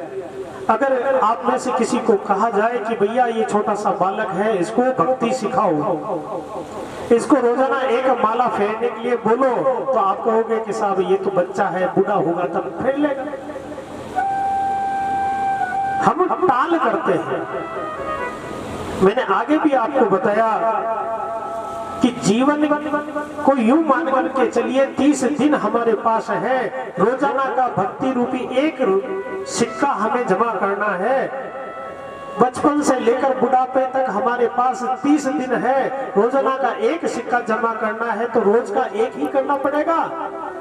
तो अगर हमने बचपन से जमा करना शुरू किया तो बुढ़ापे तक हमारे पास 15 दिन बाद जमा करना शुरू किया तो हमारे पास मात्र 15 सिक्के ही बचेंगे। तो बताइए कौन सा ज्यादा श्रेष्ठ है? बचपन से कमाया हुआ सिक्का ज्यादा श्रेष्ठ है या बुढ़ापे में आकर के कमाया हुआ सिक्का ज्यादा श्रेष्ठ है? बोलो राधे राधे राधे। अर्थात जो काम करना है ना, वो आज से अभी से करना शुरू कर लीजिए। बच्चों को सिखाने के लिए समय का इंतजार मत कीजिए, तुरंत सिखाना शुरू कीजिए। मैंने पहले दिन जो बात कही थी वो आज फिर दोहरा रहा हूं। आज अंतिम दिवस है, फिर से दोहरा रहा हूं। आज से संकल्प लीजिए कि हमारे घर में हम शाम शाम को बच्चों को लेकर के बैठेंगे, जैसे पहले पुराने जमाने में बैठते थे, भजन कीर्तन गीत गायन इत्यादि करते थे, वैसे लेकर के बैठेंगे और कुछ आए ना आए हनुमान चालीसा का पाठ उनसे जरूर करवाएंगे। बोलिए कृष्ण कन्हैया लाल की जय हो। मुझे लग रहा है पसंद नहीं आई बात। तो वापस कुछ प्रत्युत्तर नहीं मिला, जवाब मिलना चाहिए। संकल्प लेना है कि बच्चों को रोजाना कम से कम हनुमान चालीसा का पाठ करना तो सिखाएंगे ही सिखाएंगे।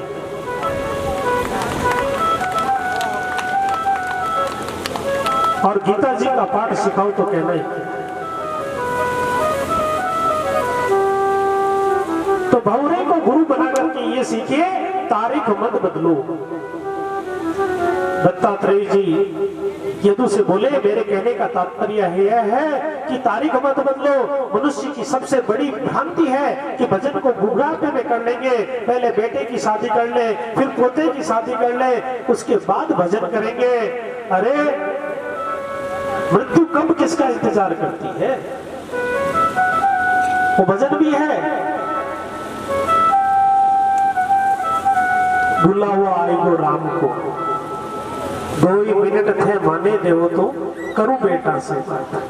आप गाते हैं ना माताएं बहन,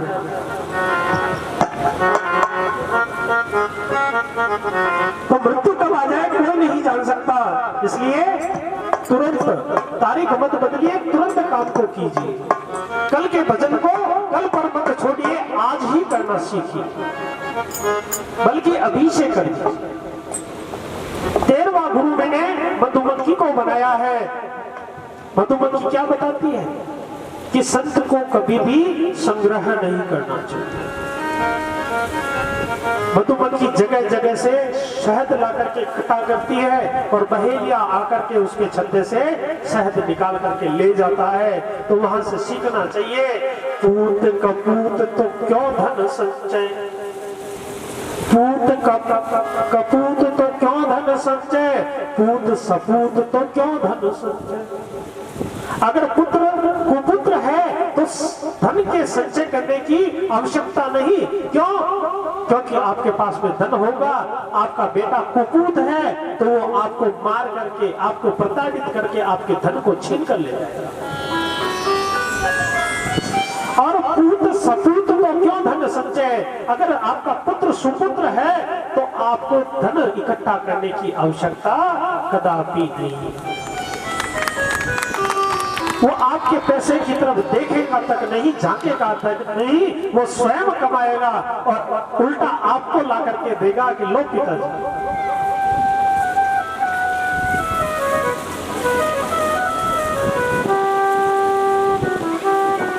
आगे कहते हैं कि 14वां गुरु है, मैंने हिरण को बनाया है और हिरण से 1 नहीं 2 नहीं 3 शिक्षाएं प्राप्त की है। पहली शिक्षा मैंने ये प्राप्त की कि संत को कभी भी न तो कभी ग्राह्य गीत गाने चाहिए और न ही कभी ग्राम्य गीत सुनने चाहिए। ग्राम्य गीत का मतलब क्या है? फिल्मी संगीत जो आजकल चल रहे हैं, बहुत मस्त। न तो गाने चाहिए ना सुनने चाहिए। संत के लिए क्या है? आइए तब तक कीर्तन करते हैं। गोविंद जय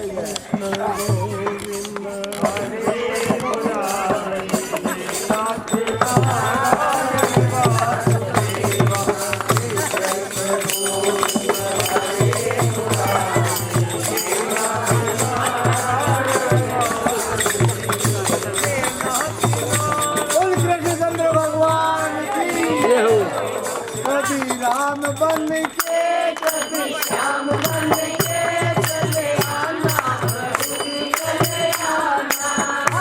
कभी राम बन के कभी श्याम बन के चले आना, चले आना। हाँ तुम राम रूप में आना, तुम राम रूप में आना। हाँ सीता साथ लेके साथ लेके साथ लेके कनु साथ लेके चले आना, चले आना। हाँ कभी राम बन के कभी श्याम बन के चले आना, चले आना। तुम कैसे रूप में आना, तुम कैसे रूप में आना। हाँ दादा साथ लेके हाथ लेके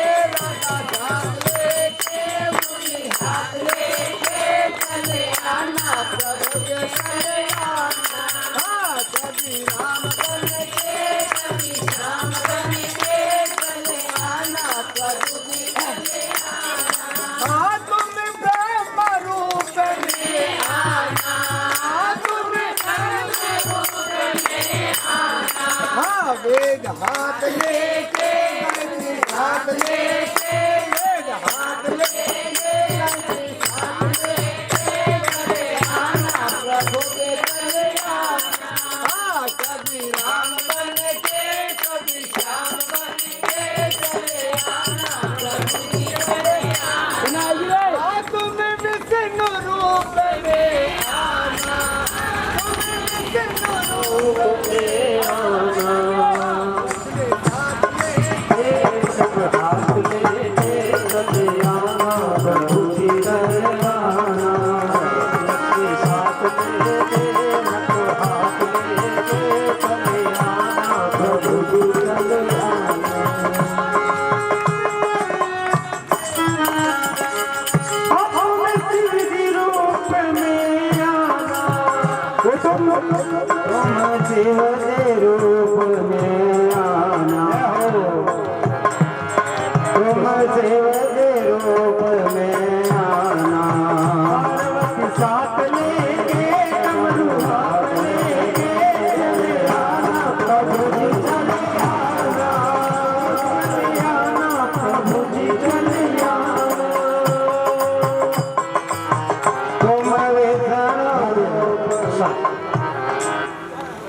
विष्णु जी का उन्होंने पहले गा दिया था।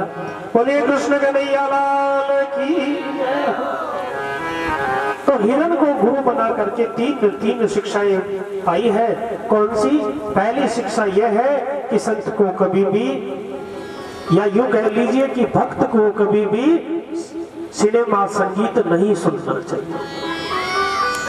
दूसरी शिक्षा ये प्राप्त की कि जो मायावी दुनिया की जो चीजें दिखती है ना, वो वास्तविकता में होती नहीं है, वो मात्र मृग तृष्णा है। मृग तृष्णा संज्ञा क्यों मिली है, उसका कारण बताता। हिरण जहां रहते हैं ना, रेगिस्तान में, आप होशियार जैसलमेर इधर जाइए, खूब हिरण। तो हिरण जब गर्मी के दिनों में खूब प्यासा होता है तो एक टीले पर चढ़ करके वो दूर तक देखता है, और जब उसकी दूर दूर दृष्टि जाती है तो उसको कुछ दूरी पर पानी जैसा भरा हुआ दिखाई देता है। वास्तविकता में वो पानी नहीं होता, वो तेज धूप की वजह से वहां पर पानी जैसा दिखाई देता है। आप यूं मान लीजिए, आप सड़क पर चल रहे हो गर्मी के दिनों में, तो थोड़ी दूरी पर आपको ऐसा लगता पानी है, लेकिन जब वहां जाते हैं तो पानी होता है नहीं। तो हिरण दौड़ करके वहां जाता है तो उसे वहां पर पानी नहीं मिलता, फिर आगे दृष्टि जाती है, वहां पर और उसे पानी जैसा दिखाई देता है। तो ऐसे हिरण दौड़ दौड़ करके उस पानी की तलाश में भटकता फिरता रहता है, अंत में उसके प्राण चले जाते हैं। तो हिरण से मैंने ये सीखा कि इस मायावी दुनिया में जो कुछ दिखता है ना, वो होता नहीं है, इसलिए उस पर विश्वास मत करो। और तीसरी शिक्षा मैंने ये प्राप्त की, हमारे यहाँ पर कहावत भी है, खाक में छोरा और गांव में ढिंडोरा है। वैसे ही हिरण से मैंने ये शिक्षा प्राप्त की कि हिरण कस्तूरी अपनी नाभि में लेकर के घूमता रहता है, लेकिन उसकी सुगंध के बारे में उसे खोजता है कि वो कस्तूरी है कहाँ, जबकि कस्तूरी कहाँ है, उसकी नाभि में मौजूद। अर्थात जो चीज हमें खोजनी चाहिए वो हमारे भीतर व्याप्त है, तो हमारे भीतर के परमात्मा को खोजिए, किसी अन्य को खोजने की कोई आवश्यकता नहीं। 15वां गुरु मैंने मछली को बनाया, और मछली को बना करके ये सीखा कि अपनी जीभ को वश में रखो। मछली थोड़ा सा लालच करती है, कांटे में फंस जाती है। इस संसार में कई मछुआरे कांटा डाल करके बैठे हैं, थोड़ी सी आपके भीतर लोभ की भावना आई नहीं कि आपको वो अपने फांस में फंसा। इसलिए जीव को वश में रखो, इंद्रियों को जीतिए, जितेंद्रिय बनिए। दत्तात्रेय जी महाराज कहते हैं कि संत को वैसे भी गरिष्ठ भोजन नहीं करना चाहिए, ज्यादा चटपटा, ज्यादा स्वादिष्ट ऐसा भोजन नहीं करना चाहिए। इससे क्या होता है, इससे बुद्धि भजन में नहीं लगती, मन भजन में नहीं लगता, संसार की ओर दौड़ने लगता। दत्तात्रेय जी महाराज कहते हैं कि मैंने 16वां गुरु वेश्या को बनाया। यदु महाराज ने पूछा, वेश्या? दत्तात्रेय जी मुस्कुरा करके कहने लगे, हाँ, वेश्या को। जिससे मुझे शिक्षा मिली वही मेरा गुरु है। यहाँ ऊंच नीच छोटा बड़ा कोई नहीं है, शिक्षा गुरु कोई भी हो सकता है। राजा जनक की नगरी के किनारे एक वेश्या रहती थी, नाम था पिंगला, बहुत सुंदर थी। प्रातःकाल नहा धोकर श्रृंगार करके कोटे पर जा बैठती, देखती कि लोग मेरे सौंदर्य से मोहित होकर के मेरे पास आएंगे और मुझे बहुत सारा धन मिलेगा। लेकिन एक दिन सवेरे 4 बजे सजकर बैठी, रात्रि के 12 बज गए, कोई नहीं आया। बेचारी हताश और निराश होकर के सो गई। फिर सवेरे सज धज करके बैठी, फिर भी कोई नहीं आया।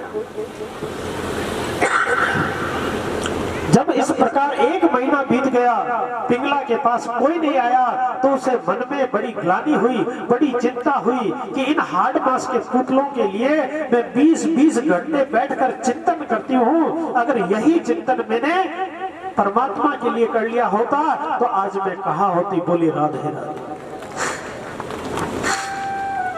तुलसीदास जी को आप जानते हो ना? ऐसा मेरे हिसाब से यहाँ कोई नहीं होगा जो तुलसीदास जी को नहीं जानता, सभी जानते हैं। आपको पता है तुलसीदास जी को वैराग्य कैसे हुआ? ऐसा ही प्रश्न है। तुलसीदास जी की जो पत्नी है ना, बड़ी चतुर, बड़ी ज्ञानवान है।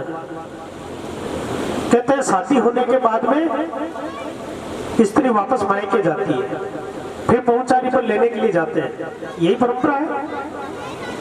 स्त्री को वापस मायके भेज देते हैं और फिर पीछे से जमाई राजा जाते हैं और लेकर के आते हैं। तो हुआ क्या कि तुलसीदास जी अपनी पत्नी को पहली बार लेने के लिए जब पहुंचे, तो पहुंचते पहुंचते रात्रि हो गई थी। और रात्रि में उन्होंने देखा कि जो ऊपर के कमरे की खिड़की है वो खुली है, और वहां पर उन्होंने देखा कि एक रस्सी जैसा कुछ लटक रहा है। तो उनको लगा कि मेरी पत्नी जो है मुझसे बहुत प्रेम करती है और उसने जो है मेरे लिए रस्सी लटका करके रखी हुई। तो तुलसीदास जी पत्नी के मोह में इतने मोहित हुए थे, उन्होंने ये तक नहीं सोचा कि ये रस्सी नहीं कुछ और भी हो सकता है। उन्होंने उसे पकड़ा और कमरे में चढ़ गए। और जैसे ही बिना दस्तक के, बिना कोई सूचना के तुलसीदास जी को आया हुआ देखा, पत्नी ने कहा कि जो तुम मेरे इस शरीर के प्रति इतनी आसक्ति रखते हो ना, उतनी आसक्ति तुमने गोविंद में रखी होती, अगर परमात्मा में रखी होती तो आज तुम्हारी क्या दशा होती। वही तुलसीदास जी का मन बदला। आज तुलसीदास जी को हम सबसे बड़े भक्त के रूप में जानते हैं। उन्हीं तुलसीदास जी ने रामचरितमानस लिखा है। कहते हैं कि वो रस्सी नहीं सांप था जिसको पकड़कर तुलसीदास जी चढ़े थे। उनकी पत्नी का नाम रत्नावती था। कहने का तात्पर्य क्या है कि अगर आसक्ति करनी है, अगर चिंतन करना है तो मेरे ठाकुर, मेरे कन्हैया का कीजिए। हे यदु, मैंने वेश्या को गुरु बना करके यही सीखा। अगर 5-7 मिनट का भी समय मिलता है ना, तो उसे गोविंद से जोड़िए, उनका चिंतन कीजिए। एक सुंदर प्रसंग याद आ रहा है। एक बार नारद जी भगवान विष्णु के पास पहुंचे, नारायण नारायण करते। भगवान विष्णु ने उनका स्वागत किया तो नारद जी ने मन में अभिमान ले लिया कि भगवान का तो सबसे बड़ा भक्त मैं ही हूं। तो नारद जी के मुंह से निकल गया कि आपके सबसे बड़े परम भक्त का आपको वंदन स्वीकार हो। भगवान ने कहा कि भैया ऐसे कैसे बोला, मेरा भक्त कभी अभिमान नहीं करता, कभी स्वयं की प्रशंसा नहीं करता। आज नारद के मन में कुछ न कुछ अभिमान आ गया है। तो बोले तू काहे का मेरा बड़ा भक्त है, मेरा भक्त तो पृथ्वी पर है। बोले मुझसे भी बड़ा भक्त का, हाँ तुझसे भी बड़ा भक्त। बोले अच्छा तो मैं फिर देखना चाहूंगा, एड्रेस दो। नाम पता सब बता दिया, फलाना गली फलाना मोहल्ला जा। नारद जी के मन में बड़ी जिज्ञासा थी, दौड़े दौड़े पृथ्वी पर आए। आगे देखा तो वो भक्त एक किसान था। सवेरे उठा, उठते ही नहा धोकर उसने गोविंद का नाम लिया, उनको धन्यवाद अर्पित किया कि आज उन्होंने मुझे इस दिन को देखने का अवसर दिया। हल लेकर के खेत जोतने चला गया, दिन भर खेत में काम करता रहा। दोपहर में पत्नी कलेवा लेकर के आ गई, मेरे ठाकुर को धन्यवाद ज्ञापित किया कि आज तूने मुझे भोजन नसीब करवाया। फिर काम में लग गया, संध्या काल हुई, घर आया, खाना खा करके सोने लगा तो ठाकुर को याद करके सो गया कि आज का दिन तूने मेरे लिए बड़ा कुशल पूर्वक निकाला। नारद जी मन में विचार करते हैं, पूरे दिन में 3 बार याद किया और ये बड़ा भक्त हो गया, कैसे हो सकता है। खुशी के हमारे दौड़े दौड़े परमात्मा के पास गए। नारद जी को लगा कि शायद भगवान ने मजाक कर ली होगी।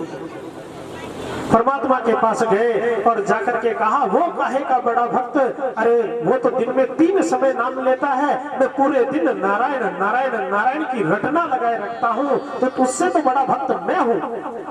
परमात्मा ने कहा, नहीं मानेगा तू, बताना पड़ेगा। कहने का मतलब, बोले हाँ प्रमाण सहित चाहिए। अब समस्या हमारी ये है ना, हम भुगत कर मानते हैं, समझाने से नहीं समझते। परमात्मा ने तुरंत एक मटकी, एक हंडिया जो है उनके हाथ में रख दी। बोले नारायण, ये जो मटकी है ये मैंने तुम्हें दी है, हे नारद तुम सावधान हो जाना, याद रहे, ध्यान रहे, इसकी एक बूंद पानी की भी बाहर न गिरने पाए। सुदर्शन चक्र को पीछे लगा दिया कि अगर एक बूंद भी बाहर गिर जाए तो नारद की मुंडी काट दे। नारद मुनि आगे आगे पीछे सुदर्शन चक्र पूरी पृथ्वी की परिक्रमा करके वापस आए।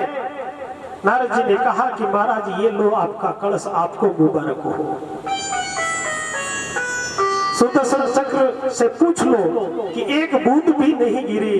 भगवान ने कहा तू साबुत आ गया है, ये इस बात का प्रमाण है कि एक बूंद भी नीचे नहीं गिरी, वरना सुदर्शन तेरा सल धड़ से लगा।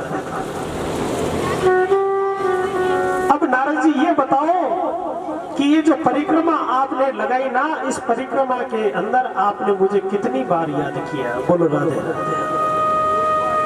बोले महाराज आपको याद कब करूं, मेरा तो ध्यान इसमें था, कहीं एक बूंद भी गिर गई तो। बोले नारद अब बता कि वो व्यक्ति मेरा सबसे बड़ा भक्त हुआ कि नहीं, वो अपने नित्य कर्म करते हुए भी मुझे याद रख रहा है। बोलिए कृष्ण कन्हैया लाल की जय हो। आगे दत्तात्रेय जी महाराज कहते हैं कि मैंने 17वां गुरु क्रूर पक्षी को बनाया है, जो कहता है कि कभी संग्रह नहीं करना चाहिए। 18वां गुरु मैंने एक बालक को बनाया है। बालक को गुरु क्यों बनाया? बोले बालक के समान कोई दूसरा हो ही नहीं सकता। आपको मैंने पहले भी बताया कि निर्मल मन जन सो मोहि पावा। कैसा होता है? रोता रोता बालक हंसने लगता है, हंसता हंसता बालक रोने लगता है, पता ही नहीं चलता। कोई बच्चा गिर गया, रोता है जोरदार, अपन उसको झूठ मूठ में ही बोलते हैं, ले कीड़िया मर गई, कीड़िया मर गई, वो हंसने लगता है। उसकी आंखों से आंसू ढुलक रहे हैं, फिर भी वो हंसेगा। कितना निर्मल हृदय! तो ऐसा निर्मल हृदय संत का होना चाहिए। 19वां गुरु मैंने एक कन्या को बनाया, एक कुमारी कन्या, जिसने ये सिखाया कि महात्मा को सदैव अकेला रहना चाहिए, कभी किसी का संग नहीं पकड़ना चाहिए।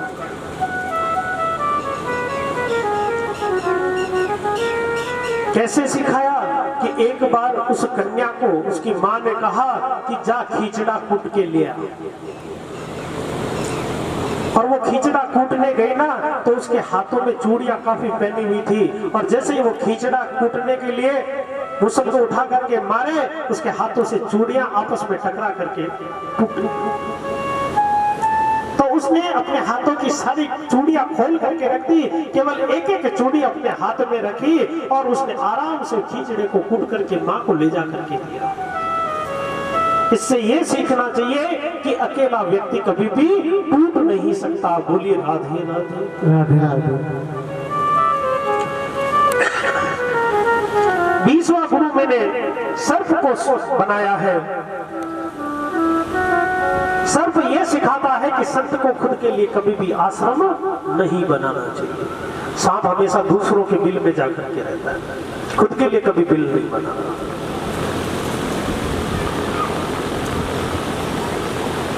21वां गुरु मैंने भृंगी कीट को बनाया है। भृंगी कीड़ा कैसा होता है?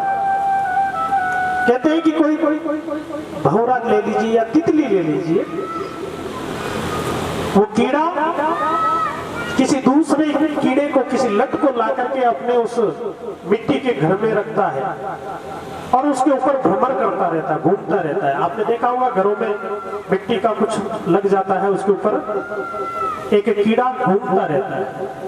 अब चूंकि जो भीतर है वो जीव किसी और का है, वो लट कोई और है, लेकिन वो भंवरा उसके ऊपर इतना मंडराता है, इतना मंडराता है कि वो दिन रात जो भीतर का जीव है ना, उस भंवरे का चिंतन करता है, और चिंतन करते करते उसका स्वरूप भंवरे के समान हो जाता है।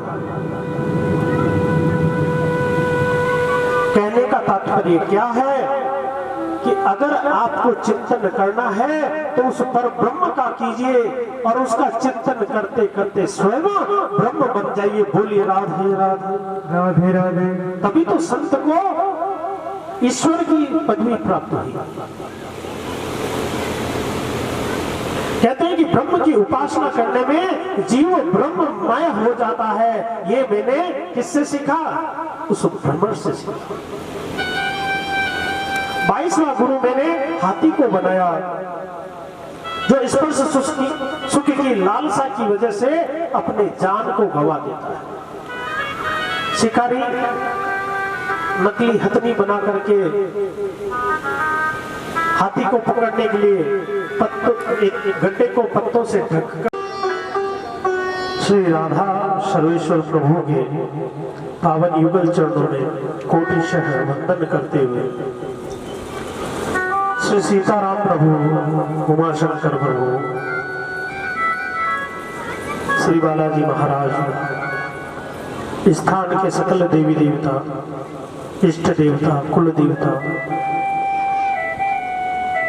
33 कोटि देवी देवताओं के चरणों की सादर वंदन करते हुए निज गुरुदेव जगत गुरु श्री अम्बारकाचार्य पीठाधीश्वर श्री श्रीजी महाराज के युगल चरणों में दंडवत प्रणाम करते हुए यहाँ उपस्थित सभी हरिभक्तों को व्यासपीठ से दासानुदास का जय श्री राम।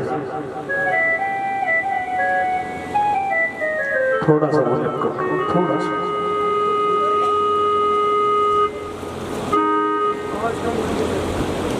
परमहंस का विषय है कि आज हम सभी सप्तम दिवस की कथा में प्रवेश करने जा रहे हैं, तो सभी मेरे साथ मिलकर भगवान नाम कीर्तन करते हुए आज की सप्तम दिवस की कथा में प्रवेश करें। इन बच्चों को पहले से ही यहाँ से हटा दीजिए ताकि कथा में कोई व्यवधान नहीं हो। राहुल भैया इनको सबको हटाओ। श्रवण घर पे जाओ बेटा, खेलना है घर जाके खेलना। आइए हम सभी भगवान नाम कीर्तन करते हुए आज की कथा में प्रवेश करते हैं। सभी मेरे साथ ताली बजाते हुए कीर्तन का लाभ लें। ओम जय राधे जय राधे राधे, जय राधे जय श्री राधे, जय राधे जय राधे राधे, जय राधे जय श्री राधे, जय कृष्णा कृष्णा कृष्णा, जय कृष्णा जय श्री कृष्णा, जय कृष्णा कृष्णा कृष्णा, जय कृष्णा जय श्री कृष्णा।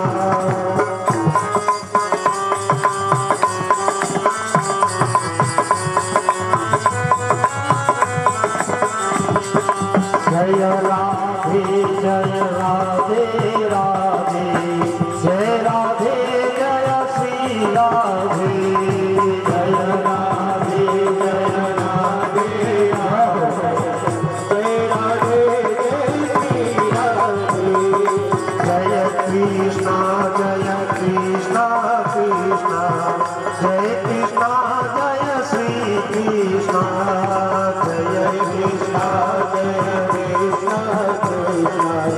जय कृष्णा जय श्री कृष्णा, जय राधे जय राधे राधे, जय राधे जय श्री राधे, जय राधे जय राधे राधे, जय राधे जय श्री राधे, जय कृष्णा कृष्णा कृष्णा, जय कृष्णा जय श्री कृष्णा, जय कृष्णा कृष्णा कृष्णा, जय कृष्णा जय श्री कृष्णा।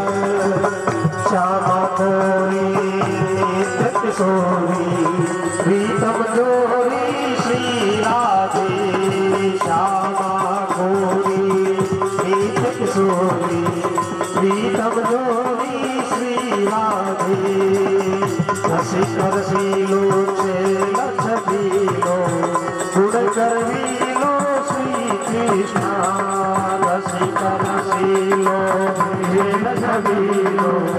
गुण करवीलो श्री कृष्णा, जय राधे जय राधे राधे, जय राधे जय श्री राधे, जय राधा जय कृष्णा कृष्णा, जय कृष्णा जय श्री कृष्णा, जय राधे जय राधे राधे, जय राधे जय श्री राधे, जय कृष्णा कृष्णा कृष्णा, जय कृष्णा जय श्री कृष्णा। बोली कृष्ण कन्हैया लाल की जय हो, बोली लड्डू गोपाल जी महाराज की जय हो, बोली भागवत महापुराण की जय।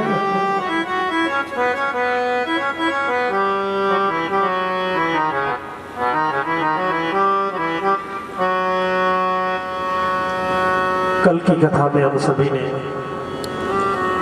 कृष्ण सुदामा के बड़े सुंदर प्रसंग को सुना, उनके सुमधुर मिलन को साक्षात जिया। पुखराज जी भाई साहब ने बहुत सुंदर शब्दावली के साथ में उस प्रसंग को जीवंत हम सभी के बीच में किया। उसके पश्चात हम सभी ने राधा जी के महत्व को जाना कि किस प्रकार राधा और कृष्ण दोनों एक दूसरे के पूरक हैं। अभी हमने जो कीर्तन किया था ना, जय राधे जय राधे राधे जय राधे जय श्री राधे, और दूसरी पंक्ति में था जय कृष्णा कृष्णा जय कृष्णा जय श्री कृष्णा। अगर आप गौर करें तो यहाँ पर कृष्ण और दूसरा शब्द निकल रहा है कृष्णा। तो मैं आपको यहाँ पर थोड़ा सा बताना चाहूंगा कि कृष्ण और कृष्णा, आप सोचते होंगे कि एक है, लेकिन कृष्ण कन्हैया के लिए कहा गया है और कृष्णा राधा जी के लिए कहा गया है। बोलिए राधे राधे राधे राधे। कन्हैया कहते हैं राधा कृष्ण स्वरूपावै श्री राधा कृष्ण स्वरूपिणो, कि राधा ही कृष्ण है और कृष्ण ही राधा जी है। नाम भले ही दो दे दिए हैं, लेकिन दोनों एक ही चीज है। आज कृष्ण की 16,108 जो रानियां हैं, उन्हें ज्ञात हुआ कि कृष्ण और राधा एक दूसरे के लिए क्यों जरूरी है।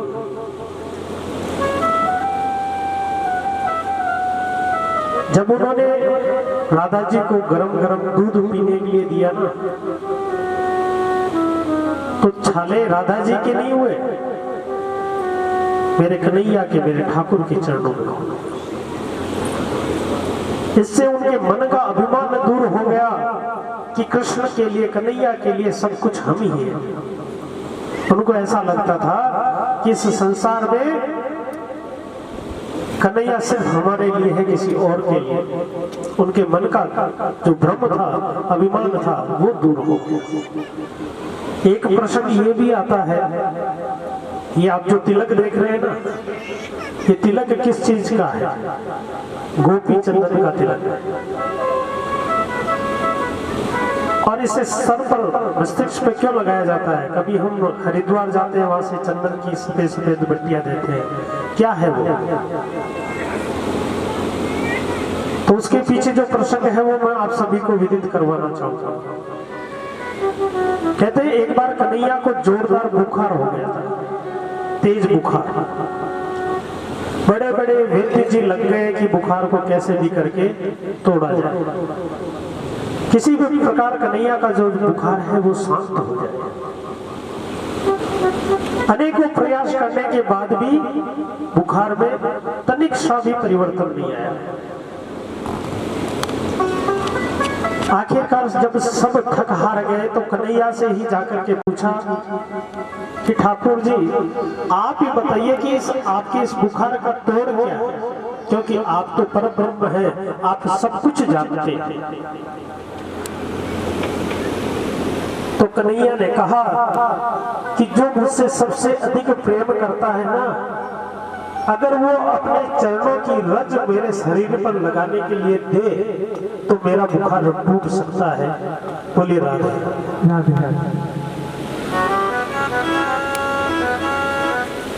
जब बात चली तो ग्वाल बाल से कहा गया कि भैया आप सब कन्हैया से प्रेम करते हैं, तो चलिए अपने चरण की रज दीजिए, कन्हैया के शरीर पर लगानी है, ताकि कन्हैया का जो बुखार है वो ठीक हो सके। सबने मना कर दिया कि जिनके चरणों की रज हम अपने सर पर लगाते हैं, उन्हें हमारे चरण की रज लगाने कदापि ऐसा पाप हम नहीं कर सकते। कृष्ण की 16,108 रानियां हैं, उनसे बोला गया कि आप में से कोई भी एक अपने चरणों की रज दे दे। बोले कन्हैया से प्यार तो हम सभी करती हैं, उनसे प्रेम तो हम सभी करती हैं, लेकिन अपने चरणों की रज उनके लिए नहीं दे सकती, क्योंकि वो हमारे पति परमेश्वर हैं और पति को कभी भी चरण नहीं लगाना चाहिए। इससे पाप लगे। सबने मना कर दिया कि ठाकुर को चरण रज कौन दे। आखिरकार कन्हैया से पूछा गया कि कन्हैया, इस संसार में हमें नहीं लगता कि आपको अपने चरणों की रज लगाने के लिए कोई देगा। तो कन्हैया ने कहा, क्या बात करते हो, अगर आपको चरण रज लेना है ना तो कहीं मत देखिए, सीधे राधा जी के पास चले जाइए और जाकर के उनसे सिर्फ इतना कह देना, कन्हैया को बुखार है, आपके चरणों की रज चाहिए। कहते हैं जैसे ही दूत गए, उन्होंने बताया कि कन्हैया को बुखार आया है, टूट नहीं रहा है। वेद जी ने कहा है कि जो मुझसे सबसे अधिक प्रेम करता है, अगर वो अपने चरणों की धूली दे और उस धूली को लाकर के कन्हैया के शरीर पर लगाया जाए तो उनका बुखार टूट जाएगा। कहते हैं केवल राधा जी नहीं, राधा जी के साथ जितनी भी गोपियां, जितनी भी सखियां थी ना, उन्होंने पूरे ब्रज मंडल के अंदर अपने चरणों की पदचाप को जो है, चरणों के चिन्हों को छोड़ दिया। बोले भैया थोड़ी सी क्या, कट्टे भर भर करके ले जाओ, बोलिए राधे राधे। कि हमें परवाह नहीं कि कैसा पाप लगता है, मेरे कन्हैया को बुखार है, मेरे कन्हैया को, मेरे ठाकुर को तकलीफ हो रही है और उन्हें कष्ट में हम कैसे देख सकते हैं। इसलिए चाहिए जितनी ले जाइए। कहते हैं कि गोपियों ने जितने क्षेत्र के अंदर रमण किया था ना, उतना जो क्षेत्र है वो गोपी चंदन उत्पादक बन गया। आज वहां पर कुंड है और वहां से गोपी चंदन की उत्पत्ति होती है, उसी को हम गोपी चंदन कहते हैं और उसे हम हमारे सिर पर लगाते हैं। कहते हैं ये कन्हैया को अति प्रिय है। बोलिए कृष्ण कन्हैया लाल की, बोलिए राधा रानी की। इसलिए यदि त्याग को देखना है ना तो उन गोपियों को देखिए, उन राधा जी को देखिए, क्योंकि गोपियों का चरित्र कैसा है, गोपियां प्रेम की ध्वजा है।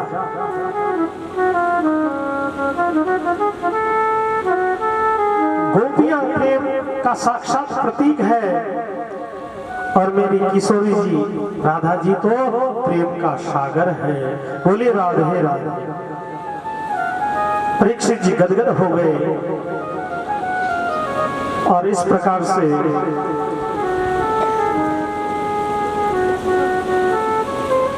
परीक्षित जी ने मेरे ठाकुर के, मेरे गोविंद के चरणों में प्रणाम किया है।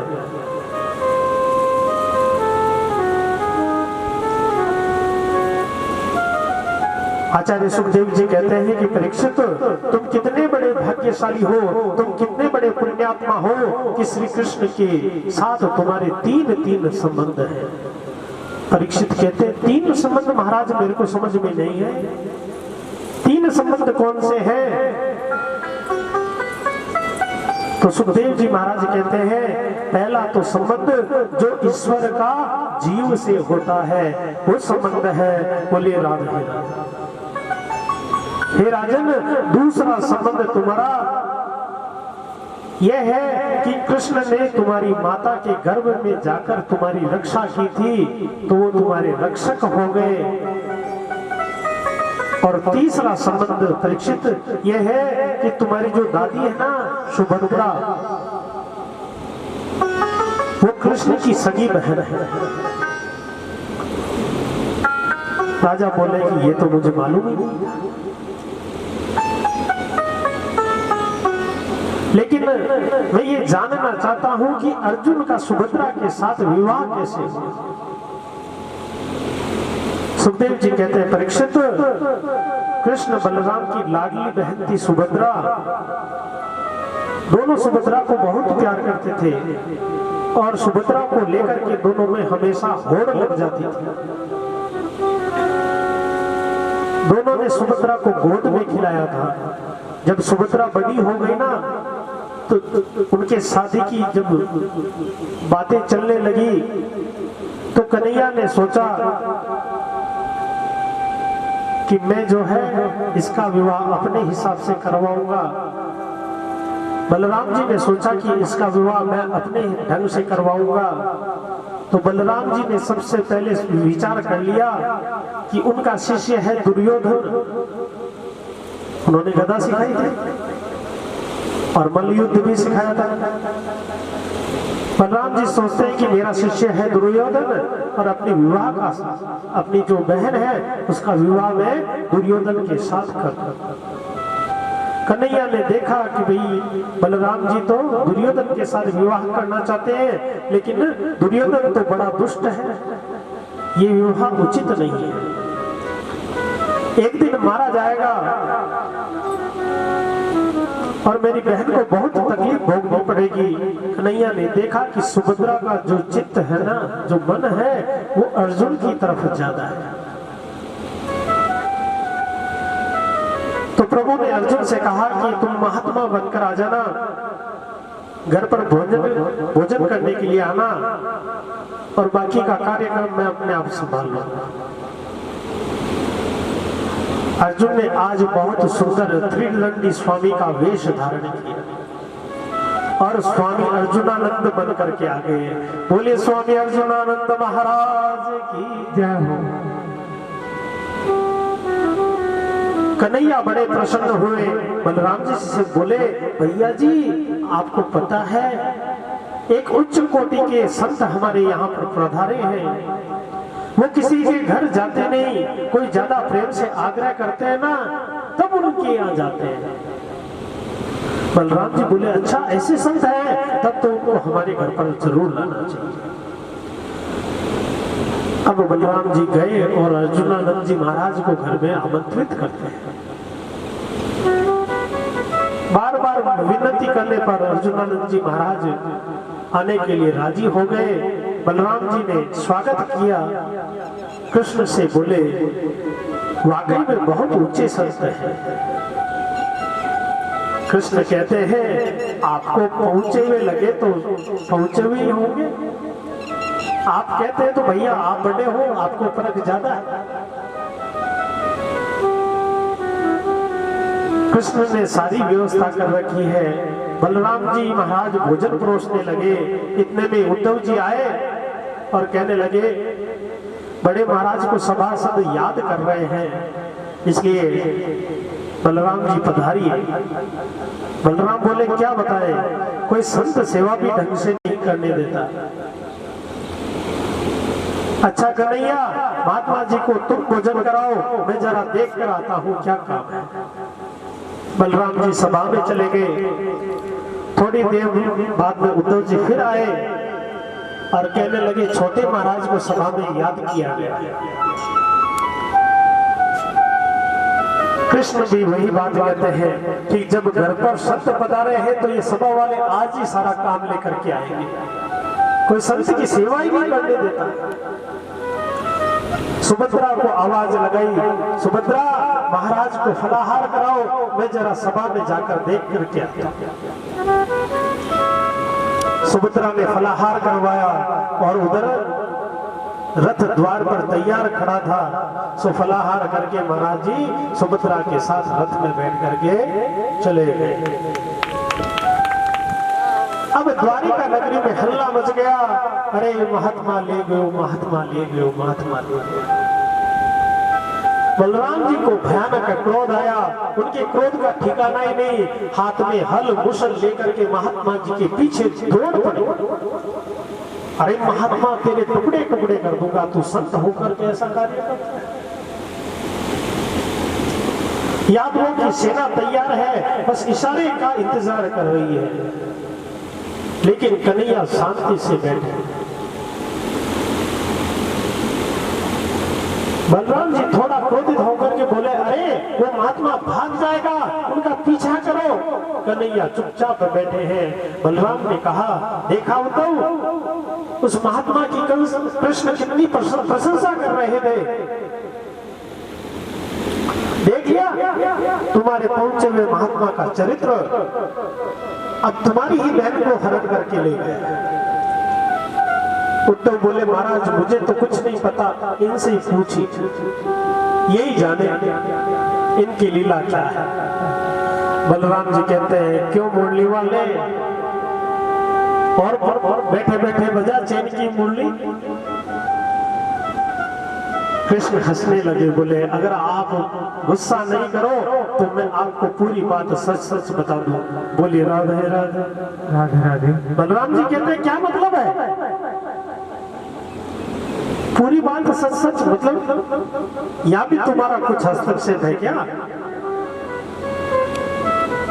कृष्ण कहते हैं कि वो कोई महात्मा नहीं है, वो हमारा अर्जुन है। ये अर्जुन का किया धरा नाटक है। अगर आप नाराज न हो तो मैं सब बताता हूं भैया। बहन हमारी लाडली है, आप दुर्योधन के संग विवाह करना चाहते थे, इसलिए मैंने अर्जुन को बुलवाया था। आप दुर्योधन को उसे देते तो क्या अच्छा होता? मैंने देखा कि सुभद्रा का आकर्षण अर्जुन के प्रति अधिक है, तो मैंने ही अर्जुन को महात्मा बनकर आने को कहा, और मैंने उससे कहा कि तुम एक बार हरण करके ले जाना, फिर भैया जी ब्याह करवा देंगे। बोलिए राधे राधे राधे राधे। तो बलराम कहते हैं कि इतना नाटक करने की क्या आवश्यकता था, सीधे सीधे आकर के कह देते। ये काम तो मैं तुम्हारे कहने के अनुसार पहले ही कर देता। कन्हैया कहते हैं कि भैया आप बड़े हो और आपसे डर लगता है, सो कहने की हिम्मत नहीं कर पाए। बलराम जी रथ लेकर के पीछे गए, एक वृक्ष के नीचे अर्जुन बैठे हैं। बलराम ने कहा महात्मा जी दंडवत प्रणाम। अर्जुन कहते भैया मुझे क्षमा करो, मेरी गलती नहीं है, ये जैसे कन्हैया ने कहा ना वैसे वैसे मैंने किया, आप मुझे क्षमा करो। बड़ी धूमधाम से बलराम जी ने सुभद्रा और अर्जुन का विवाह करवाया। सुखदेव जी महाराज कहते हैं परीक्षित, तुम्हारी जो पितामही है ना अर्थात दादी सुभद्रा का उस नटखट गोविंद ने ऐसा विवाह करवाया तुम्हारे बाबा से। परीक्षित कहते हैं एक प्रश्न और करना चाहता हूं। सुखदेव जी महाराज कहते हैं कि पूछो, क्या पूछना चाहते हो? तो परीक्षित कहता है कि एक बात बताइए, देवताओं में, मनुष्यों में, गंधर्वों में जो लोग शंकर जी की उपासना करते हैं वो लोग ज्यादा अमीर होते हैं, और जो लोग लक्ष्मीपति नारायण की उपासना करते हैं वो लोग गरीब होते हैं, ऐसा क्यों? शंकर जी तो खुद फक्कड़ रहने वाले, हमेशा बाबा जी के वेश में रहते हैं, अपने पास कुछ नहीं रखते। उनके भक्तों के पास में इतनी लक्ष्मी, और जो विष्णु के भक्त हैं अर्थात विष्णु जी तो सदैव लक्ष्मी जी को साथ में रखते हैं, उनके भक्तों के पास लक्ष्मी नहीं।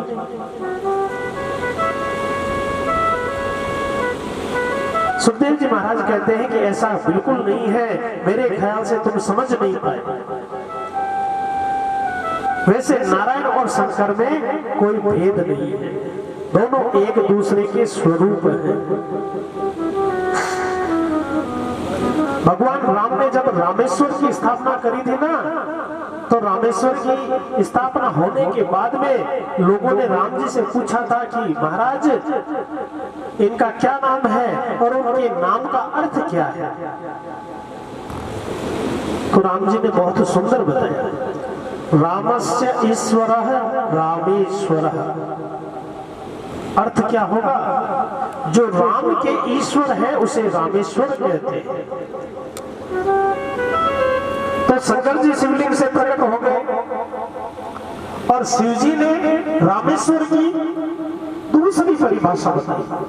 राम जी ने तो कह दिया रामस्य ईश्वर यह सह रामेश्वर, राम जी का जो ईश्वर है, भगवान है, वो रामेश्वर है। तो शंकर भगवान क्या कहते हैं?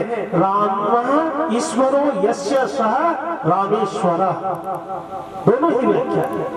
राम जिसके ईश्वर है वो है रामेश्वर। कहने का तात्पर्य क्या हो गया? राम जी के ठाकुर जी कौन है? राम जी की किसकी उपासना करते हैं? शंकर भगवान की। और शंकर भगवान राम जी की उपासना करते हैं। इतने में ब्रह्मा जी बीच में आ गए और ब्रह्मा जी ने कहा कि रामेश्वर का सही अर्थ मैं बताता हूं। क्या कहते हैं ब्रह्मा जी? रामः चासो ईश्वरश्च रामेश्वर, कि राम और ईश्वर जो है ना वो ही रामेश्वर है। अभी गणगौर गई है कुछ दिनों पहले। आप ईश्वर जी की पूजा करते हो ना? ईश्वर जी कौन है? शंकर बाबा। मारवाड़ी में ईश्वर जी कहते हैं, हिंदी में ईश्वर जी कहते हैं।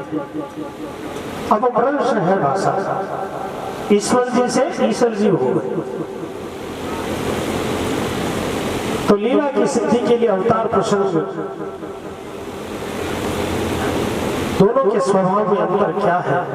हजारों संत बैठे वहां पर कथा सुन रहे हैं। सुखदेव जी महाराज अंतिम दिवस की कथा कर रहे हैं। तो सुखदेव जी ने कहा दोनों में अंतर इतना ही है, नारायण भगवान यदि जल्दी कहीं प्रकट होते